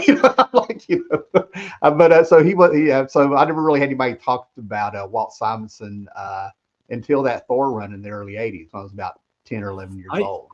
Yeah, I actually noticed Walt's stuff on the Metal Men. I somehow got, because like I said, I wasn't a DC kid. But someone somehow gave me some issues of his Metal Man. And that's when I saw that. I said, whoa, this guy's different. He's got some nice stuff here. I don't remember what year that was, but that's where I first noted him. I didn't become a fan until his X Factor stuff, the Morlock Massacre. Yeah. He drew a tough Cyclops. That's all I'm just going to put it out there. He actually made Cyclops look like he could do something, so yeah. What would you put in your masterpiece category in general? Huh? What would you put in your masterpiece category in general? It's things that you think you could convince us were masterpieces. Like Watchmen, of course, that's an easy one. Yeah, I didn't want to do the low-hanging fruit. Right. I'm going to go with Starman by James Robinson, Tony Harris, those years, about the first 3 years. You got me off guard here too, so you can think about it. It's all right. You don't have to give. No, I could be Animal Man by Grant Morrison. Animal Man by Grant Morrison. I think that's a masterpiece. If the art had caught up with Grant Morrison, I'd throw in a few stories of Doom Patrol, but the art doesn't match. Who was the artist on Doom Patrol? A very nice man who does a lot of local cons around here named Richard Case, going off the top of my head. I've talked to him. He's very nice. I mean, he doesn't really pick up and remember me or anything like that, but that's why I know he's legitimately a nice guy. He's been consistent over 10 years, We just couldn't remember that last week. Right. Yeah, but sure they couldn't remember Chastrog drew Animal Man. But the masterpieces that people don't normally put in. Man, I got a box down there that I'm like these. Now there's also a distinction to be made between. I was making a distinction between favorite comics and masterpieces. Yeah, like for me, Mr. X is one of my favorites. But I don't think it's a masterpiece. Another one is Negation. One of my favorites. I don't know that I could convince people as a masterpiece. So there's also a distinction. Just because it's a favorite of yours, it doesn't have to be a masterpiece. Right. Yeah. There's a couple Stan Lee, Jack Kirby stories I consider a masterpiece of Monster and Man. Man. Oh my God. This Monster. Thank you. Yeah, I think that one. And there's like Hero number 11. It was a Dial H Hero story by Pfeiffer, and it was only 25 issues. But number 11 was the standout, and it's a story of a caveman who gets the dial, and it's going at the same time with like 1890 Metropolis, where these archaeologists that work for Metropolis Museum are finding the caves and stuff where he like drew on the caves telling his story. He was ended up flying around the world. He got people. He kept saving his tribe from like mammoths and stuff, but he got all the women, so they shunned him, and he ended up traveling the world in Neanderthal times. But he was very lonely, and it ended with him wanting to see everything because he was drawing everything he saw around the world. And they wondered what happened to him, and then we got to see that he went to the moon and drew the Earth on the surface of the moon and died. It was just a skeleton. It's a very poignant story. It's very good. That was a masterpiece, but nobody really knows about it, Right. Though that was another one of our categories, unknown masterpieces. Yeah. Yeah. Yeah. There's See, an those I have issue a of ton of. Yeah. there's an issue of Daredevil, one of the last ones written by Danny O'Neill with David Mazzucchelli. Yeah. Fog, issue number 220, and it starts with Heather Glenn desperate to reconnect with Matt. She ends up committing suicide. Yeah. But the plot itself is not much, but Mazzucchelli draws the fog, and the fog is an important element throughout the story. And I think it's Mazzucchelli really stretching what he can do with the medium. Yeah. And Creating here's the ambiance. That to continue once again from something where I think we were talking about last week, and now he just mentioned Animal Man. Yeah. Because we were also trying to decide which writers would be considered masters. And now with like writer-driven comics, you can be an artist and have what's considered a masterpiece without being a master. Like you just mentioned Animal Man. Yeah. Who was the artist on that again? Chestrog. I don't think anyone would consider him a master. But No. you might get like the people to consider Animal Man a masterpiece. Yeah. So that's a weird thought. It is a masterpiece because he actually wrote a story where nobody knew how it was going to end. And he actually managed to kill a character in a way that had never been done in comics. So it was innovative, and it started making you think. And it was our introduction of like Grant Morrison. To me, he reminded me a little bit of Steve Gerber. He wrote a mind trip there at the end, but it wasn't quite a mind trip, So. Like I said, I'm not a Animal Man fan, but enough people think it's a masterpiece that I'll go with the consensus kind of thing. I don't know if I'd call it a masterpiece. Yeah, the Jamie Delano years, he's got I think it's Flesh and Blood that ran from 50 to 55. But in the 60s, there's a two-part story where you find out Bigfoot is kind of a shaman. There's a Bigfoot tribe. And that was really good. I don't know if I'd call it a masterpiece, but there's hidden little gems out there that if you read them, you would have it as this discussion, like, is this a masterpiece or is it just a solid story? You know what I mean? It can be a favorite and not a masterpiece. Yeah, yeah. Right. There's that too. Earlier, we did talk about Chris Claremont having a masterpiece without John Byrne. And I think the only thing I could think of is the graphic novel "God Loves, Man Kills." Yeah, that a lot of people because it's a favorite, but I don't know if that would be the masterpiece. You could probably convince me. I'd go along with consensus if people think Chris Claremont is a master. I just don't know his work really that much. The stuff I've since I stopped reading the X-Men, and so yeah, the problem is that judge he stayed for too long inside the mutant sphere, and people don't want to consider X-Men comics in general a masterpiece. Yeah, right. Like it's the same problem with Brian Michael Bendis. People turned on him. I think 15 years ago, people would have considered the crime. He needs to Right. stick to crime comics. Have all the superheroes you want, but you better have the cops in there. I kind of with Ramos. I like to think that Ramos pointed out God-Man, and God loves, man kills. God, kills. To me, that's like if we were going to do that, it was like high art, right? So I'm going to bring you in the low art. I consider this a masterpiece, right? Because this is just a single issue story with slice of life stuff, and it's a bar fight between Okay. or not. I did videos of this back in the day, This is 183. This is Mhm. my favorite issue of X-Men, and this is when I didn't want to collect X-Men or Teen Titans. I ran across this, and it still did. I didn't start collecting. It'd be about 2 more years or another year before I What started. number is that? This is 183. They Okay. come real quick. What happened real quick in the book is they're back from the Secret Wars, and in the Secret Wars, Colossus cheated on Kitty with an alien chick. Right, I can almost see her name. She went from Human Torch to Colossus, so she was a slut. Aji. Thank you. Yes. Or I don't want to put our culture on an alien culture, but So anyway, the book opens up and they're sitting. It's so dramatic. They're sitting on a grassy cliff, looking at the sunset, and Colossus is breaking up with Kitty, and Wolverine's pissed because I didn't know about the Wolverine. I didn't know about the Wolverine Kitty miniseries. I didn't know they were close. You know what I mean? So he decides to take old Colossus out to a bar, and his idea was that he was going to kick his ass, right? And then all of a sudden he smells around and he spots Kane Marco. It's civilian clothes, trying to pick up this black-haired chick at the end of the bar. So he makes it to where he gets jugged without Kane even knowing it. He ends up kicking Colossus's ass.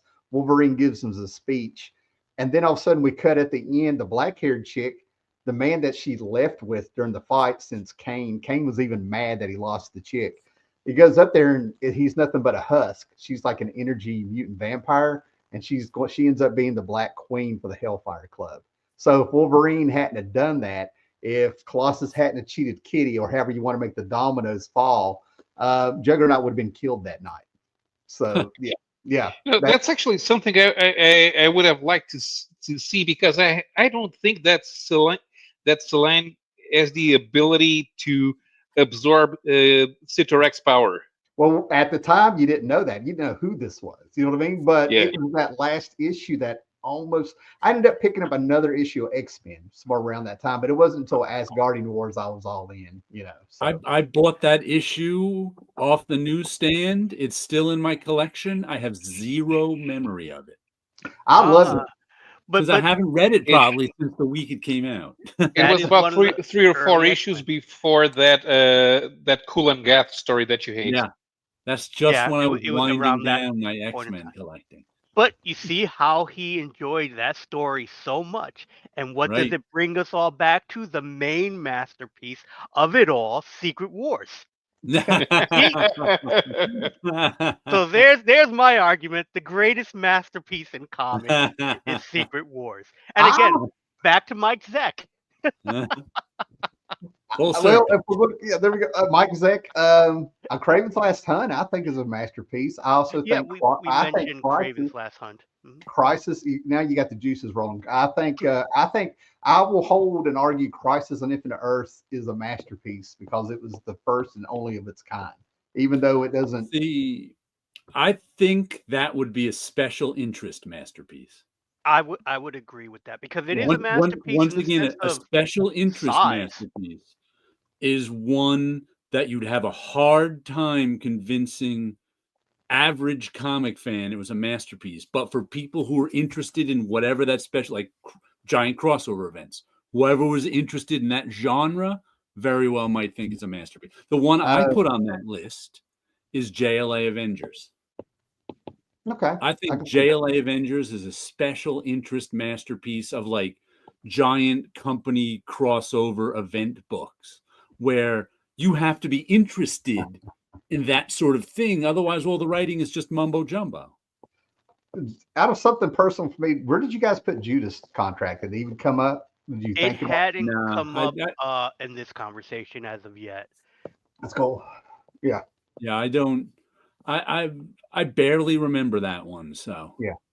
Once again, it's George Perez, so you wouldn't have I think George Perez is a master. Mm-hmm. So you wouldn't have a hard time convincing me that any individual George Perez story is a masterpiece. Just because I think he's that good, especially at superhero comics.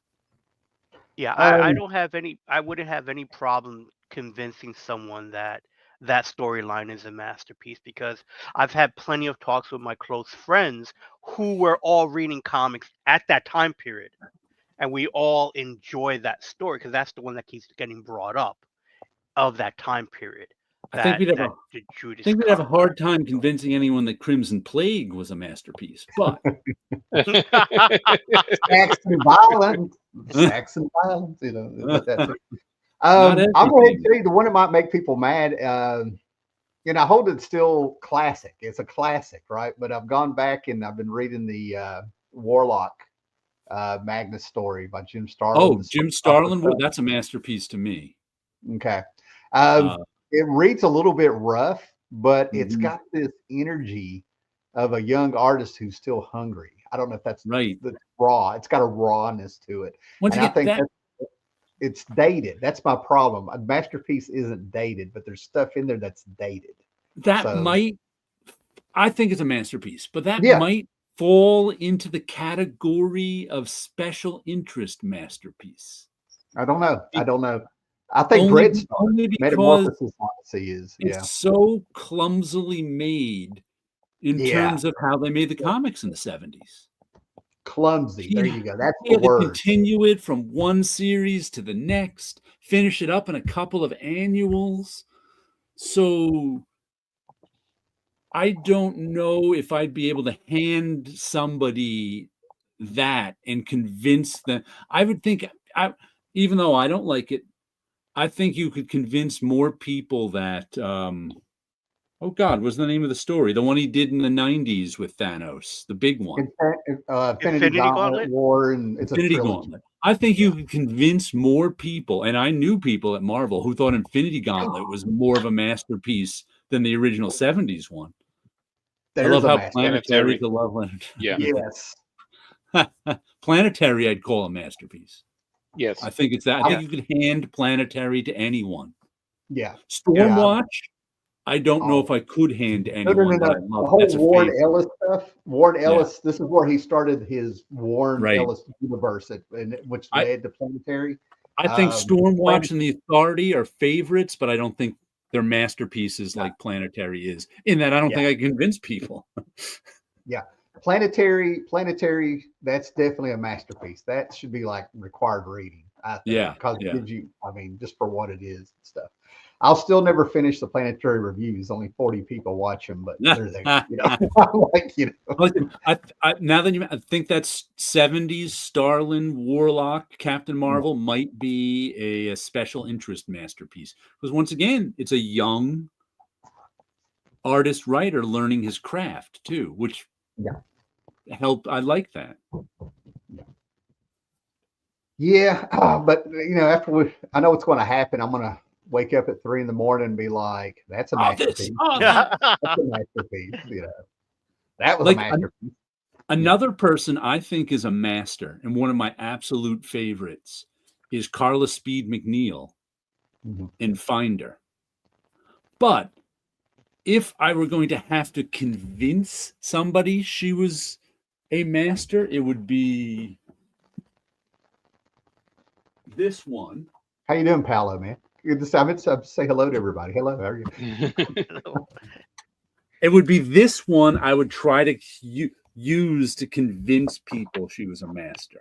This is Finder Talisman, and it's like 3 issues from the Finder series, and it takes place in her like science fiction world, and it's all about this little girl who loves books.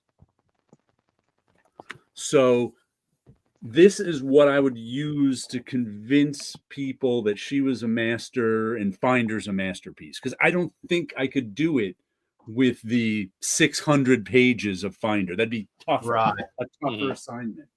I just thought of another one. Yeah. 62 Lefty Blues just brought up Bone. Bone by Jeff Smith. Yeah. I'll agree with I that. think individual issues of Bone are masterpieces. Overall, the story is fantastic. It gets darker and less about Bone. So that's one of those ones that, like, you would have to probably convince me a little bit, even though I know it's a masterpiece. I just reread the whole thing, I think, last year. Fantastic, yeah. But I can understand what you mean, yeah. I actually got to talk to Jeff Smith about issue 16 because of the storytelling techniques he used, where they're in the woods and it's a lightning storm, and he would have it completely dark, and then the lightning would hit, and for a panel you would see all the rat creatures surrounding them. Oh yeah. And then it would be dark again.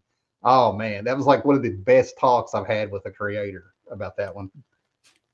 Bones a masterpiece. I don't even know why I'm playing. 8 Ball.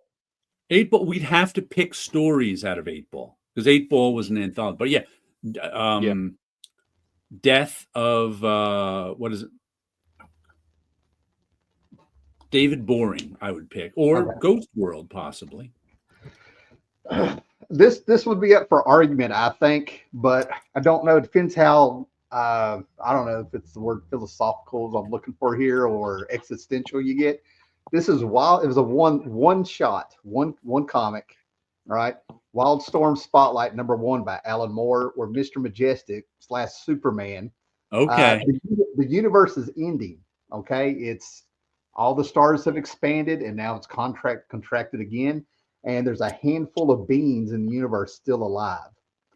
And he kind of sort of, we're at the end of the universe through entropy.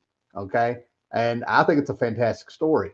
Now, when I've talked about this on my channel several years ago, I had some people chime in to let me know that Alan Moore picked this story up from somewhere, and for the life of me, I can't remember where. I think it was more he got the plot, and he still made he shaped it into for the character here and stuff, right? I think this is absolutely fantastic, So, but that's Wildstorm Spotlight #1. I like the comics where when you read it, it's like everything, all the gears are just well oiled, and the writer has written something that the artist is they're just in sync with, and then the ending sticks to landing.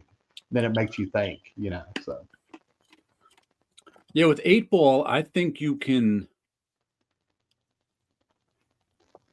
I don't think I've read 8 Ball. If you want to convince somebody that overall the whole series is a masterpiece, you could. But since it's so kind of like sometimes 8 Ball was little anthology stories, sometimes 8 Ball serialized a graphic novel.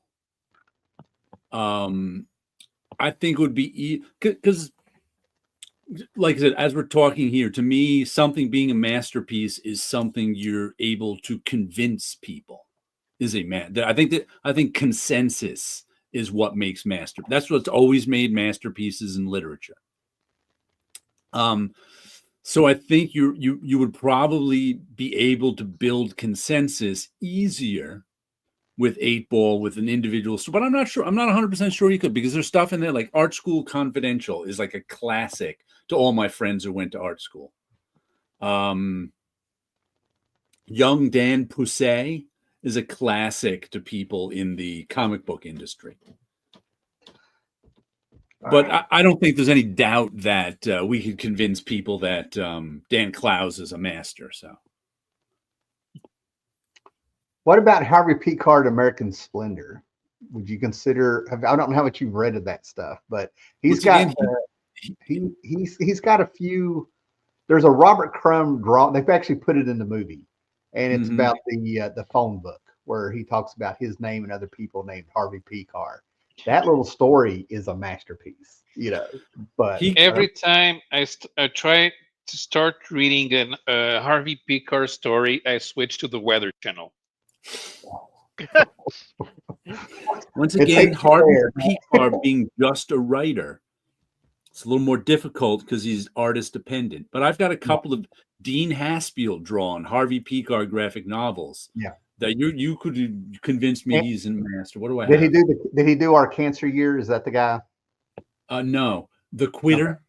He did The Quitter. Gotcha. Okay. And he did Alcohol. No, that's Jonathan Ames. No, that's I think he did. I think Dean did The Quitter. I thought he did one more, but I'm not sure. So you could. I was not a Harvey P. Card fan in the 80s and 90s, but I was in the 2000s. Mm-hmm. The movie American Splendor got me on board, but that may have been what got me on board too. I'm not sure. But I had a few friends who I only knew like maybe one or two people who even had any of his stuff, and they would let me borrow it and stuff, and like maybe one or two stories would get me, and it never clicked for me, But I was also in my early 20s reading things like Starman. You know, I was still hardcore. I mean, I'm sitting there reading Wildcats and stuff, and he hands me Harvey P. Carr. You know, so. Definition of masterpiece needs to be more vague and undefined. Well, that's because a masterpiece is literally what you can convince people is a masterpiece. That's how I've been, being that I've been working on my Gatsby novel, my Gatsby illustrated version. I've been reading and listening to a lot of history of Gatsby and how it became a masterpiece, because F. Scott Fitzgerald, the author of The Great Gatsby, died thinking he was a failure. He thought he wrote the great American novel, but not many other people did. But there was a sort of slow and buildup of and consensus that took decades, that now Gatsby is considered a masterpiece. So it's literally, the definition is what you can convince people is a masterpiece. And it's not always quick, and it can come and go. There's some people have convinced people that something is a literary masterpiece, and then 5 years later, no one remembers it. So it's an ongoing process. Is there okay? So 62 Lefty Blues mentions The Long Tomorrow from heavy metal. Is there anything European that you would put in the masterpiece list? Let me think. Do I know enough European comics? I have. That's the thing. Nobody knows enough European comics because people stick to their niches. Hardy's got one. I'm trying to think of it. A Bridge of Fog. I can't. The war stories. Yeah. I got it on the shelf downstairs. But there's one in particular I think is fantastic, because there's this one little panel that would suck you in where they're walking around the was it Paris after World War II or something, or occupied or something, and they're still trying to do their detective job. And he's got this one panel where he's talking. In 3 or 4 words, you get this idea that this guy's thinking about being old and his mortality. And the way Tardy wrote it, in just so few words in that one little panel, I'm like, damn this war. Yeah, Yeah, people who are heavily into European comics usually mention the Ballad of the Salt Sea by Hugo Pratt as one of the best stories ever. Probably Torgal as a whole series is a favorite. Comanche by Greg and Herman also. Mobius's stuff is not as consensual as Americans think. But probably things by Francois Coyton. Yeah, you kind of have to go through all of them, because especially because the most famous genre in French comics is humor, and humor series are not well known in the English-speaking world, even though they're the ones that sell 20 million copies. Don Rosa is considered to have some masterpiece duck stories up in Sweden, just since we're talking Europe, just saying, or whatever it is, so whatever one of those cold nations up there. The Golden Age is the Golden Age. Well, as a lead in into Starman. Yeah. Oh, that's a damn good story. Yeah. I've heard nothing but good things about that, but I've never read it.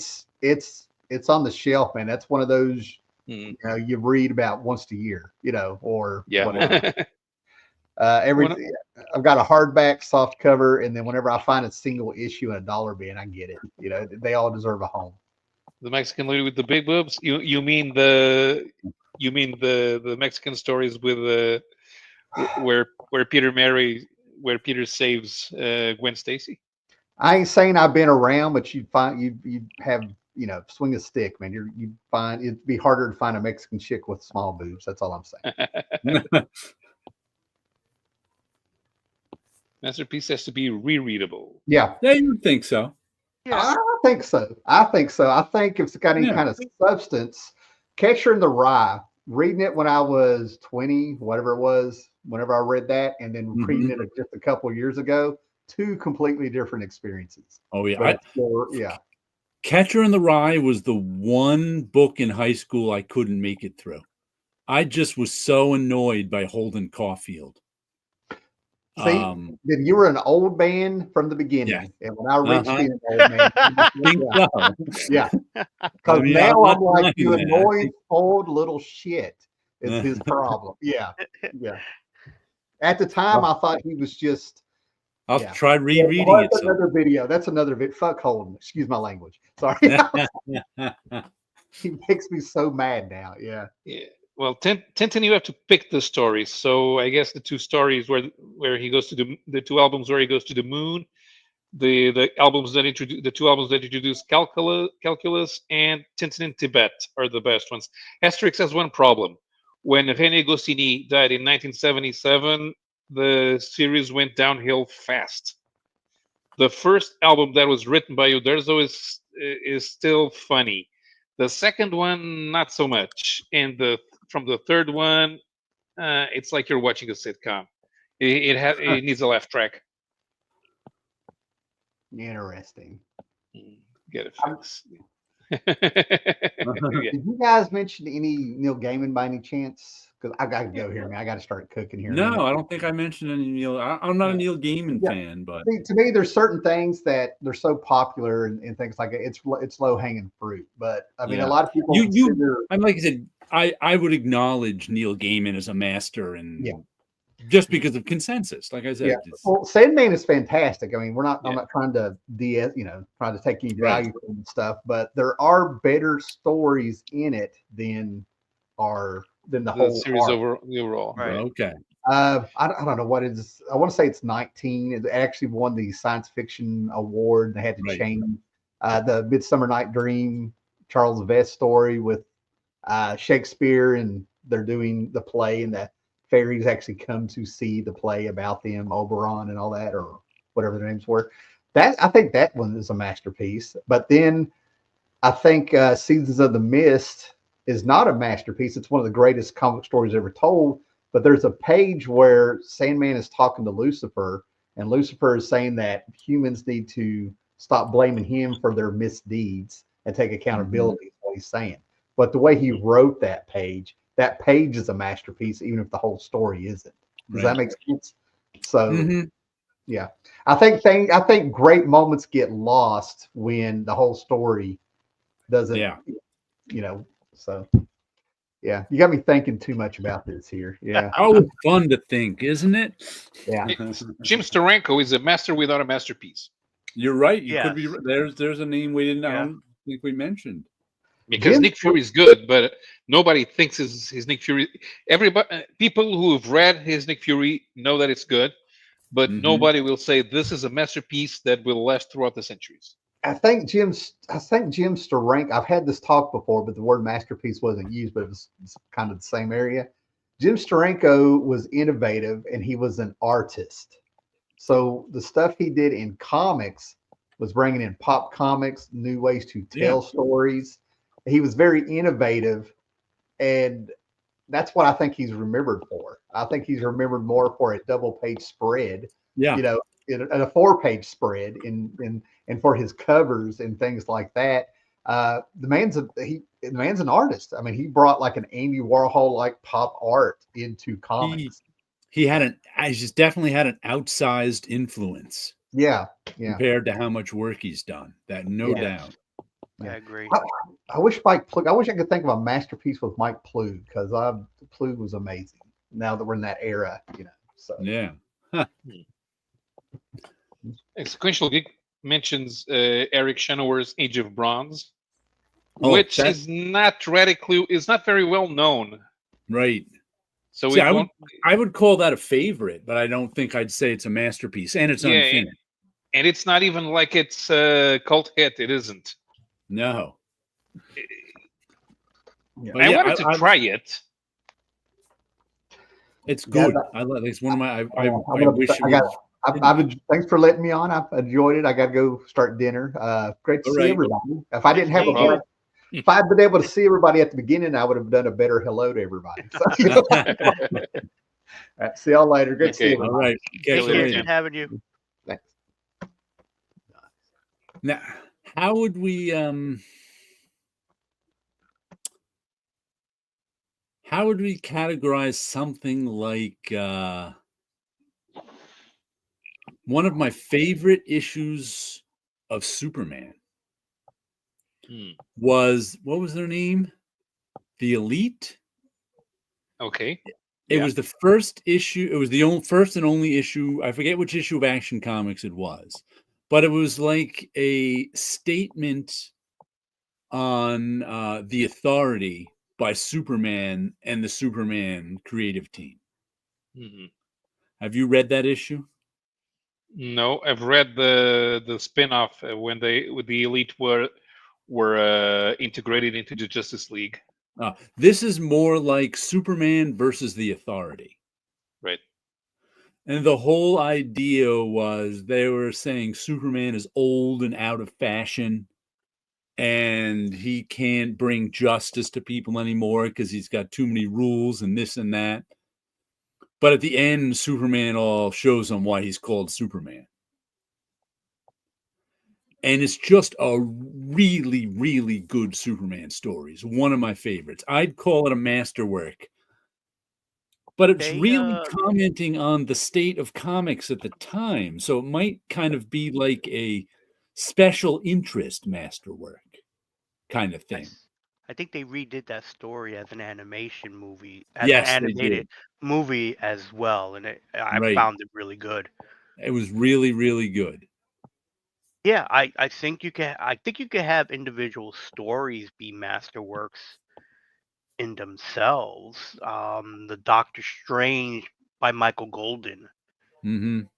You know, I know artists that just buys that issue. Buzz, he bought every time he sees a copy of that issue, he buys it and he gives it out to other artists. Basically, here's what to study as a masterwork in comics is that one issue of Doctor Strange.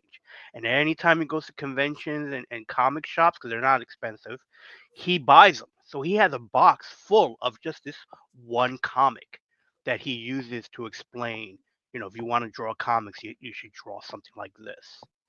Like I think an individual issue like that can be a masterwork in itself. Okay. Now, Right. now okay, FIFA criteria for masterpiece is being well known. Well, but it is because you have to have people that agree that it is. If most people don't know it, they won't agree. That which takes us back to the beginning. If we don't put certain things in front of certain people, they will never be known. Well, hold on. We have a category called little known masterpieces. Mm-hmm. And I say what you think is a masterpiece is something you think you can create consensus around. Right. So I don't think a masterpiece has to be well known, but you have to think you can create consensus around, because this is hypothetical. Right.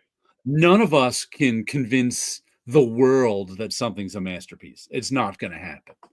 We'd be lucky if we can convince the world that Watchmen is a masterpiece, the most thought of masterpiece comic ever. We would be lucky if we could convince 10, if we could convince 5 out of 10 non-comic readers that it was a masterpiece. So the idea that it has to be well known for our conversation, I don't think applies. We just have to think we can create consensus around it being a masterpiece.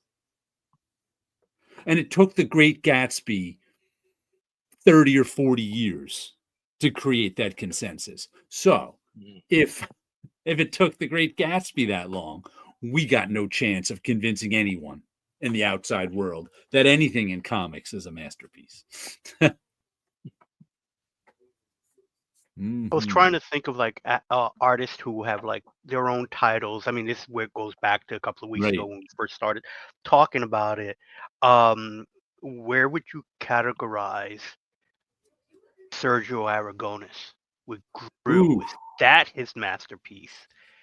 Because he has so much bodies of work, but then that's one of the few titles that is really his. He's definitely a master.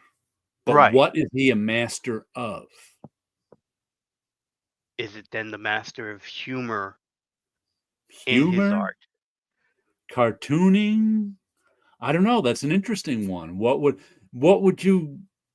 I don't know if I can think of anything I could convince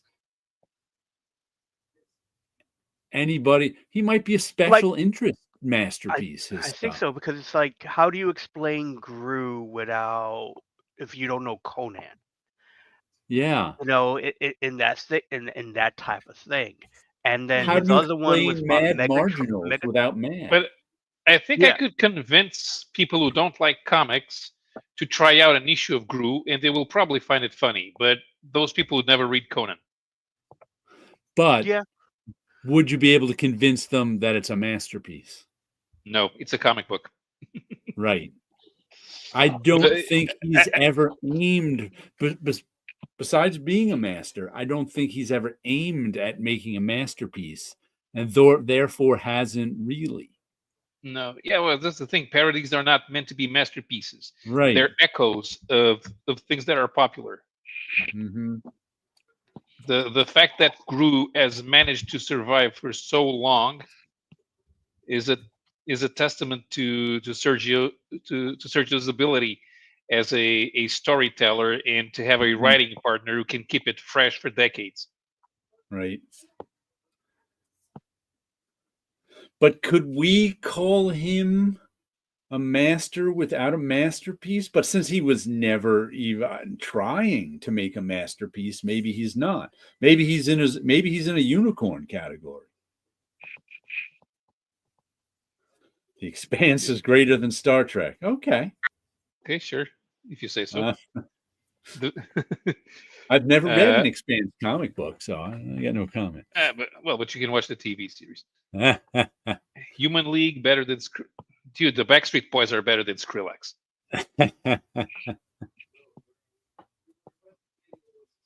Besides, everybody knows that the only music of that, the only artist of that genre that's actually good is DJ Fresh.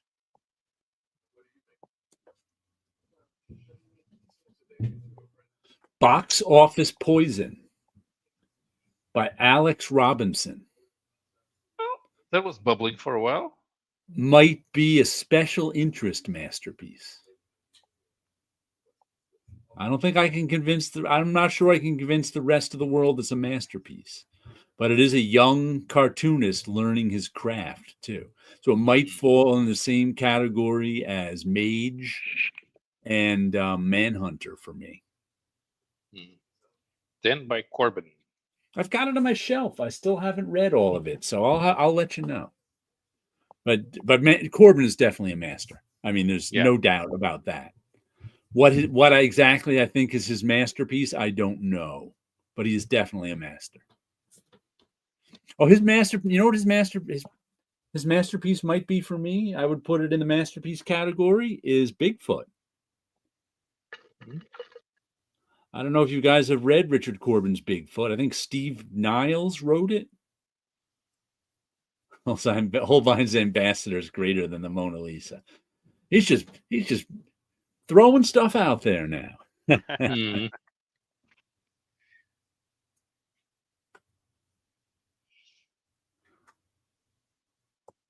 If you've never read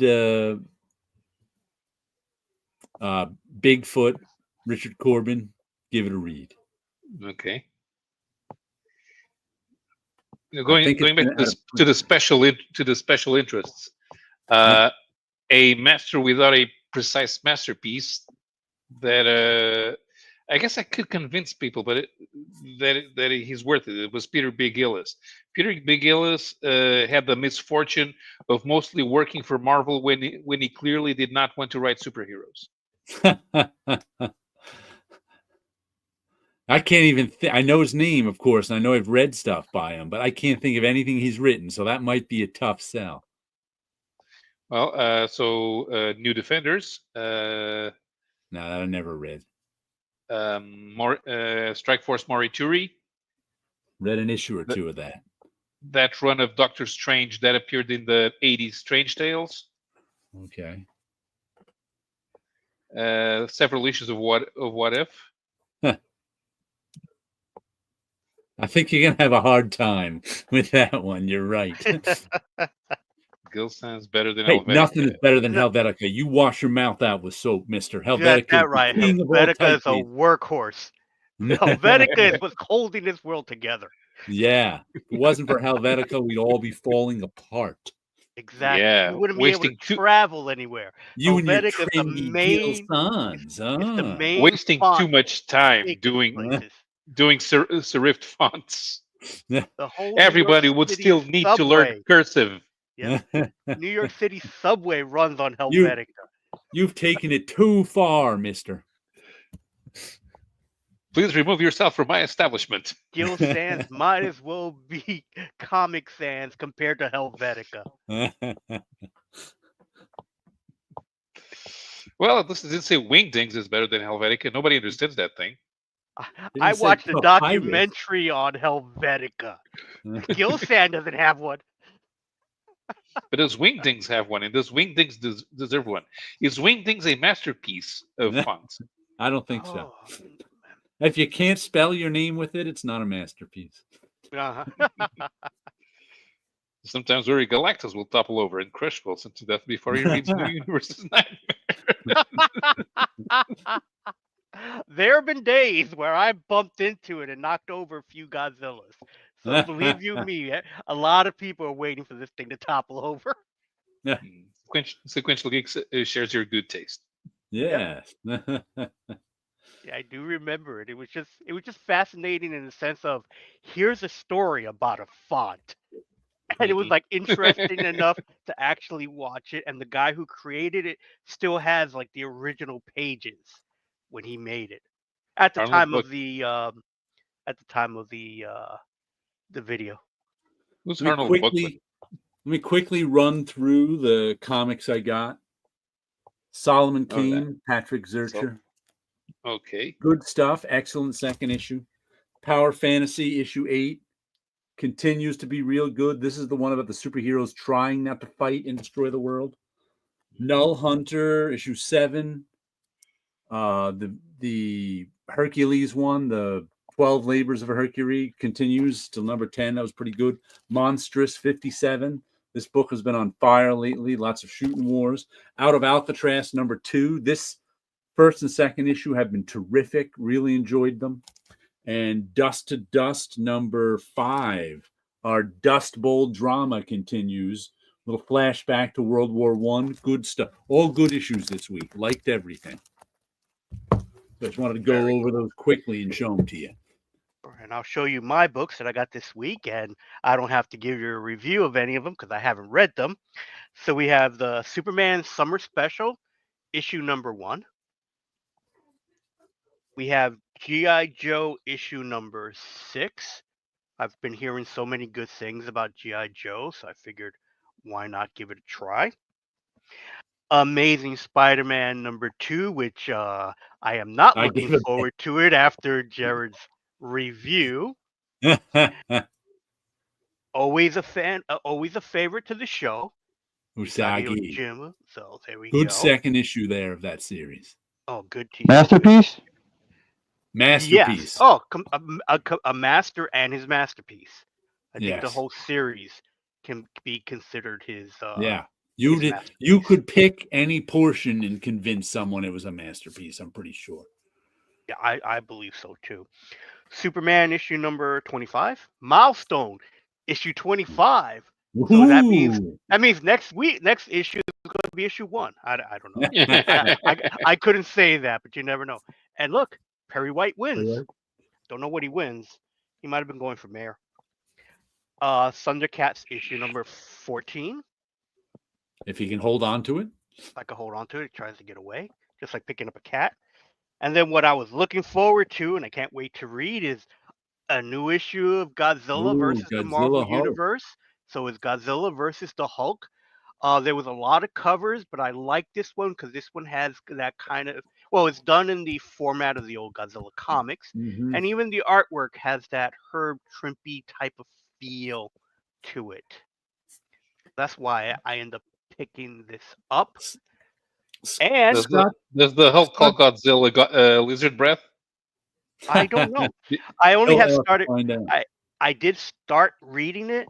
So the Godzilla books, where Godzilla's visiting the Marvel universe, they're each standalone issues that Right. takes place in different time periods of the Marvel universe. So we do have some characters coming back. I know that this character here is an old Marvel villain character. Ooh.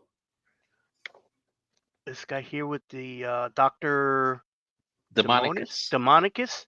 So Yeah, he that was was kind of the. cool to see that character in this book. Mhm.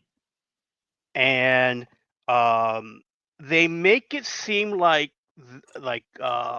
Ross had killed Fing Fang Foom at some point.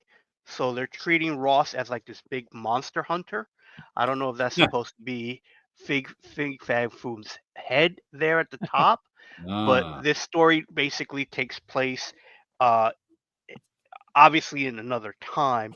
And yeah, so far the Hulk says Hulk smash monster. Hulk smash all monsters. So that's a play of destroy all monsters. And I think there is, from what I understand, gamma radiation does affect Godzilla. So you're going to have a hulking Godzilla in this. So it's now Godzilla's turn to smash. So I love crossovers. The crazier, the better. And, you know, we're going to have Hulk versus Godzilla. Maybe. Hulk I won't versus say Hulk. how it Godzilla. ends. And it continues with next week's Godzilla versus Spider-Man. That one I pre-ordered because it's Nick Bradshaw art I wanted to see. And then the last book that I picked up, because you know me, I love a crossover. Predator versus Spider-Man. Ooh. Okay. I know nothing about it. I don't even think I knew it came out. And this was the cover that I picked up that I liked. There was another cover with the Predator in front of the Spider-Man face to face, but I enjoyed this cover a little more. I would think Predator would be the underdog in that fight. I would too, especially because of the spider sense. Yeah. Well, just Spider-Man's big. Spider-Man's stronger and faster than Predator, I would think. Because Spider-Man's has like 20 times human strength. I don't think Predator does. Yeah, he would be definitely stronger than the Predator. So I'm trying to find some art in the center so we could see some. There's some ugly art. Not ugly art, sorry. That's the wrong word for it. Disbodiments and stuff like that just seems a little too gruesome to put on camera. So that's why I'm just picking out some stuff. So the art looks pretty neat. A lot of energy. Okay. So I'm looking forward to it. Is that Stuart Immonen or somebody trying to do a Stuart Immonen? Let's see if we can find a credits The old page. find the credits game. It's always hidden in a Marvel book. With these Chris Geruso covers where there's no credits on the covers. Oh, can't find anything. Okay, right, here we go. Oh, so it's black lettering, red lettering over black. So oh yeah, that's easy to read. Yep, can't read anything. All right, so who did you think the penciler was? Stuart Immonen, or at least a good imitation of. It is not. It is Marcelo Ferreira. I think that's what it says. Okay. A combination of not me having glasses and that particular font that they're using. Yeah, looks like it's from Brazil.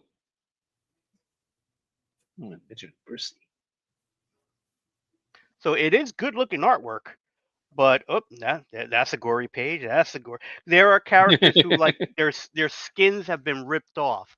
So it's like I'm not sure what the rating of our show is, but I don't want to get us in trouble with anything. Howl's European. It's okay. Yeah. Okay, so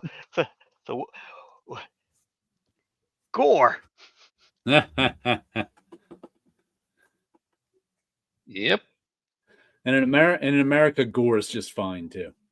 Yep. Okay. That's right. In America, violence is acceptable. Sex is yucky. In America, Yeah. So in Europe, sex yeah. is acceptable. Violence is yucky. So you got the Predator putting off people's faces and trying to wear them. So Because it, it's a fun thing to do.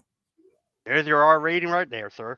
So, but I'm looking forward to it. Is that? Hey, look, long-awaited return of Red Ronin is coming back. Ooh. Don't get stepped on. There you go. So that is my haul of the week. Hmm. You know, Tammy Whammy Prometheus. Lammy says Prometheus better than one. Well, it is. Prometheus is better than Wonder Woman. Huh. Business Insider just did a documentary on Pantone and why their Swatch catalog is so pricey. It's available on YouTube. Because they're all individually mixed inks. I'll have to check that out. Didn't Cadbury try to copyright a Pantone color? Did they? I have no idea. I do not know. Sometimes right. I hear about, trying to buy a color and this and that, and it's like, yeah, I can't deal with that. It's like, that the whole Barbie has a certain type of pink, and that they own that pink, and it's like, I am fascinated though by the company that created a color and banned an artist from using that color. Oh yeah. That I found interesting. I don't recall the artist's name or the creator of the paint, but like the blackest black cannot be used by this one artist, and he's forbidden from using that color. And it's like, I find that fascinating. I think it was an English company created what they called the blackest black, and then an individual artist bought the reproduction rights somehow to that, so he owned the formula for that so he could be the only one to use it. But then another artist said screw him and came up with his own blackest black and sold to everyone. Amazing. So what's it made of, the pigment? Gravity? I have no idea. No, it needs to be gravity, idea. so that light can't escape. Could just be hype for all I know.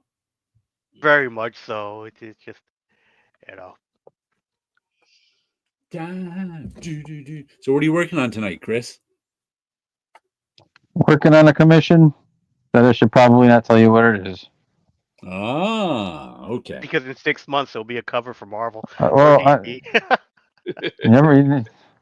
I ordered my Toxic Avenger pinup book. That's got a. Did you see that one, Wilson? No, I did not. Chris, I think he posted a couple of weeks ago when Final Order cut off. I should have. I didn't notice it till after the show. That's exactly why I always use banned copyrighted colors and words in my book. They can sue me for free publicity. Yeah, I think you'll be paying the profits for your next 3 books to cover the lawsuit for one. It's not a cover of the Toxic Avenger pinup, but it's an inside double page spread done like one of these official handbook covers with all the Toxic Avenger characters. Oh, cool. What company's printing that, Chris? Ahoy. Okay. I couldn't remember. And also that I didn't notice it in order to order it, but that Hulk Godzilla one also had a Scott Koblish cover. Oh, did it? But just sort of a regular cover, not one with 1 million characters. He's doing a 1 million character cover for this summer's History of the DC Universe, which is going to be 4 issues. I think Mark Waid is writing it. I forget who's drawing it. This one here is the Scott Koblish one. Okay. And he was trying to draw it Herb Trimpe-ish, I think. Yeah, that one does have a Herb Trimpe kind of look to it. I would have ordered it, except I've somehow missed that in my pre-orders. Yeah, if I didn't grab the one I grabbed, I would have grabbed this one if I knew that. Does anyone use Movivi right now? Honestly, I've never used that. No, I have not either. I've only very little video editing, so I either use I've used what was attached to Photoshop for a while, and I do enjoy using CapCut, which was like I- recommended by TikTok. Right. I've used Premiere Pro and Final Cut Pro and iMovie.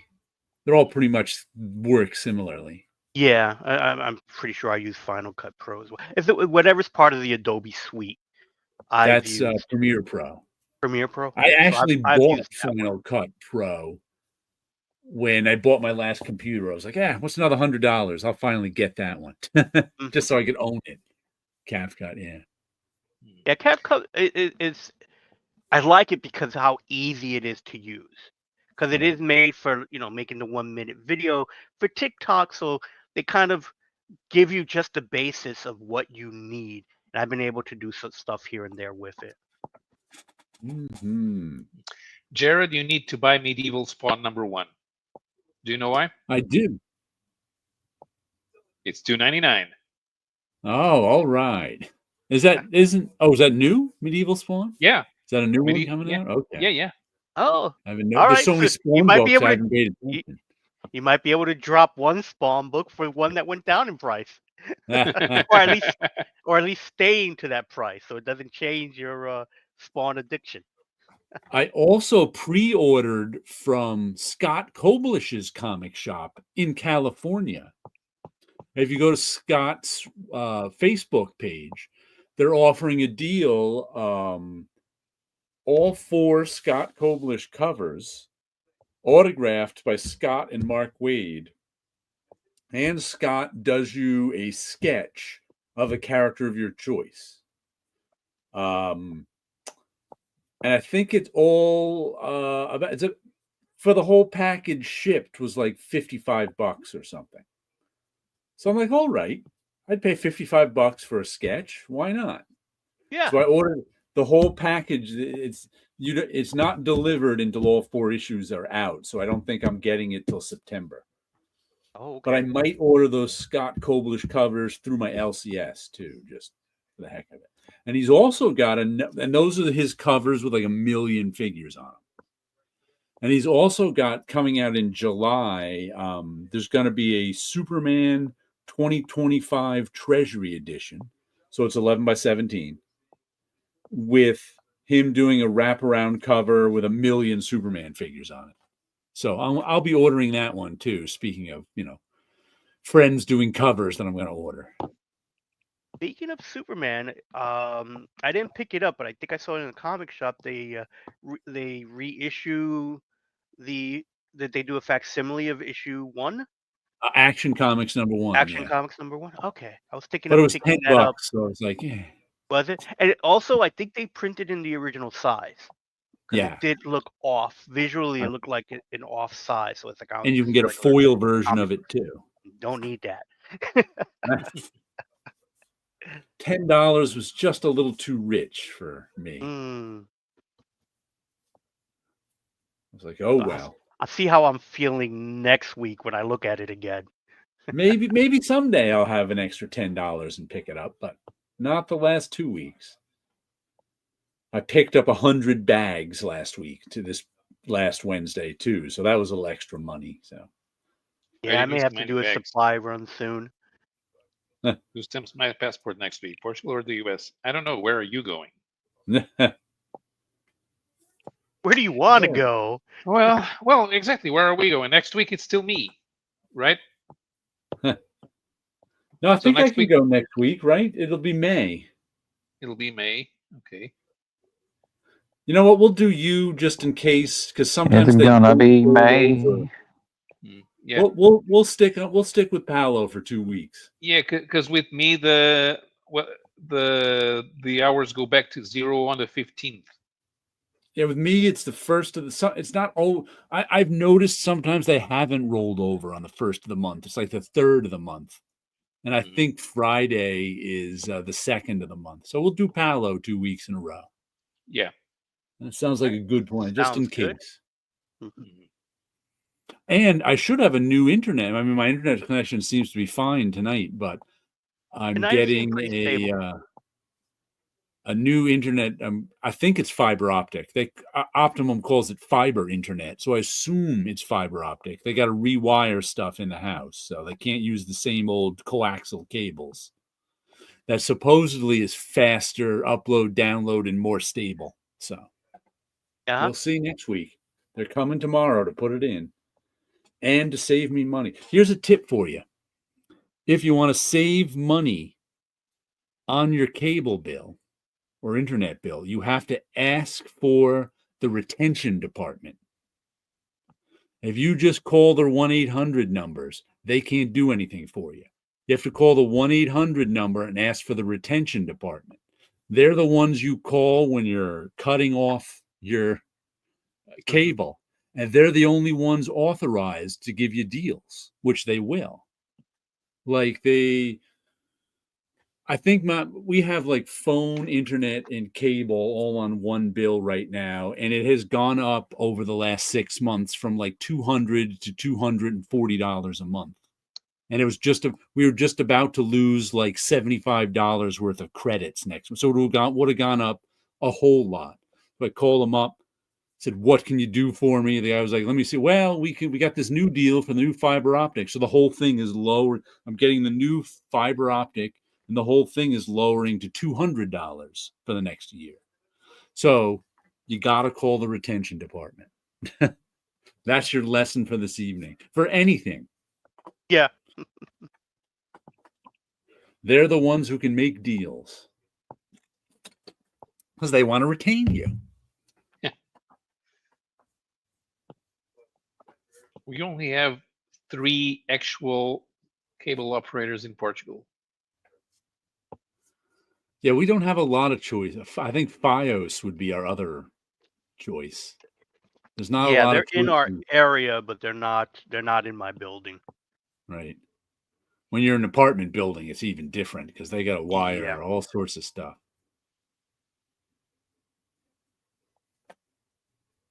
So yeah, But ours heck, is the optimum. Jews did it. Ever hear the story of there's something in the Jewish culture about when you go out, you have to. I forget exactly what it was, but they've been running like it's something religious where in order to delineate an area where you can go during certain times, you need like a wire around that area or something to delineate it.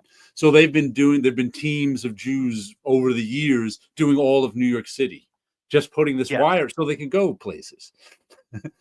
So there's religious, and you can look it up. There's everybody knows about this. There's just a story, but they've been doing it for years and years, and you can look up and see the wire that runs around New York City in different spots. Hello, retention department. What is your masterpiece choice for a comic book? You know, they will give you all the deals you want if you'll just shut up and go away. Told Adobe I'm not rescribing automatically, and they actually comped me for a couple of months. Yeah. Okay. Yeah, every time you tell Adobe, you're done, it's too much money, they knock off $20. Right. Each and every time. You just have to remember the next time that it starts to resubscribe. It's like, oh, hold on, I'm thinking thanks. of canceling. I'll cancel. I'll cancel, and all of a sudden, it's no longer 56 a month. It could magically be 30 something a month. Yep.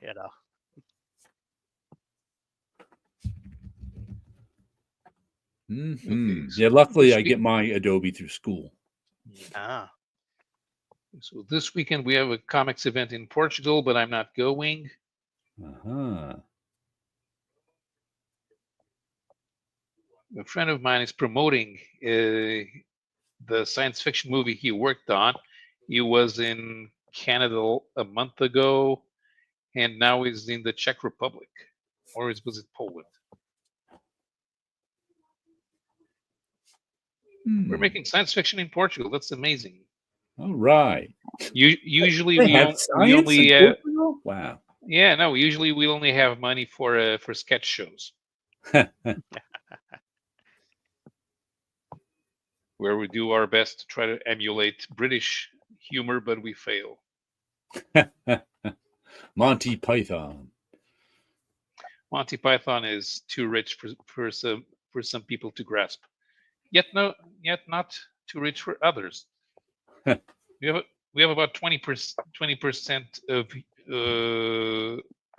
comedians who understand Monty Python and 80% who don't. Those guys end up working on soap operas Mhm. or hosting game shows, like our version of The Price is Right, which looks like a European variety show, but they have The Price is Right inside. The price is right. Need my Creative Suite discount so I can save up for my upcoming lawsuit again. American Pantone. Yeah, Pantone and Adobe were fighting. Now, if you want Pantone colors in Photoshop automatically, which were there for 25 years, you now have Yeah. to subscribe to Pantone themselves. Because what it was is, for those of you who don't know, Pantone are specialty inks that you print with books and magazines, where usually everything's the 4 colors CMYK, but if you want a special super bright pink, Pantone supplies the ink to that for the printer for an extra price. And if you wanted to apply that extra bright pink in Photoshop, where all you're doing is indicating to the printer where it goes, you used to be able to do that automatically. And then Pantone and Adobe fought, and we're like, no, Pantone said. It won't apply automatically, and Adobe isn't paying us money for that, so screw them. You're going to have to pay us money for that. So now you got to pay Pantone like $60 a year and get the plug-in to automatically put that color in for the printer. And So. they would like that, but it ain't happening here. Don't use Pantone enough, and you can indicate it anyway, just not automatically. Yeah, and even if I did use Pantone, it's like, there are colors that are available here. I don't need it to be exact, and there is nobody that I am aware of that's paying that. That wouldn't be our decision anyway. The decision to use Pantone inks is above our head. Exactly. We're just the production guys. Yep. All we do is indicate what goes to where, and that's it. Time for some balloons. That's right.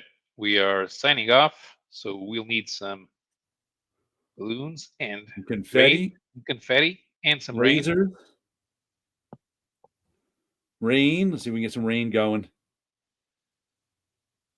Come on, double thumbs down. Give me some rain. The rain is broken. I think they need to see you do getting the double thumbs down is tough because getting to see it as double thumbs down. I think where are your arms supposed to go? I gotta pay Pantone before they even. Yep. Screw that. Okay. All right. So thank you all for watching our disjointed show. We've had many guests, and we talked about many things. We'll see you here on Paolo's channel again next week. Same bat time, same bat channel in 1 week. And maybe we'll have new masters to talk about. Ooh, we'll see.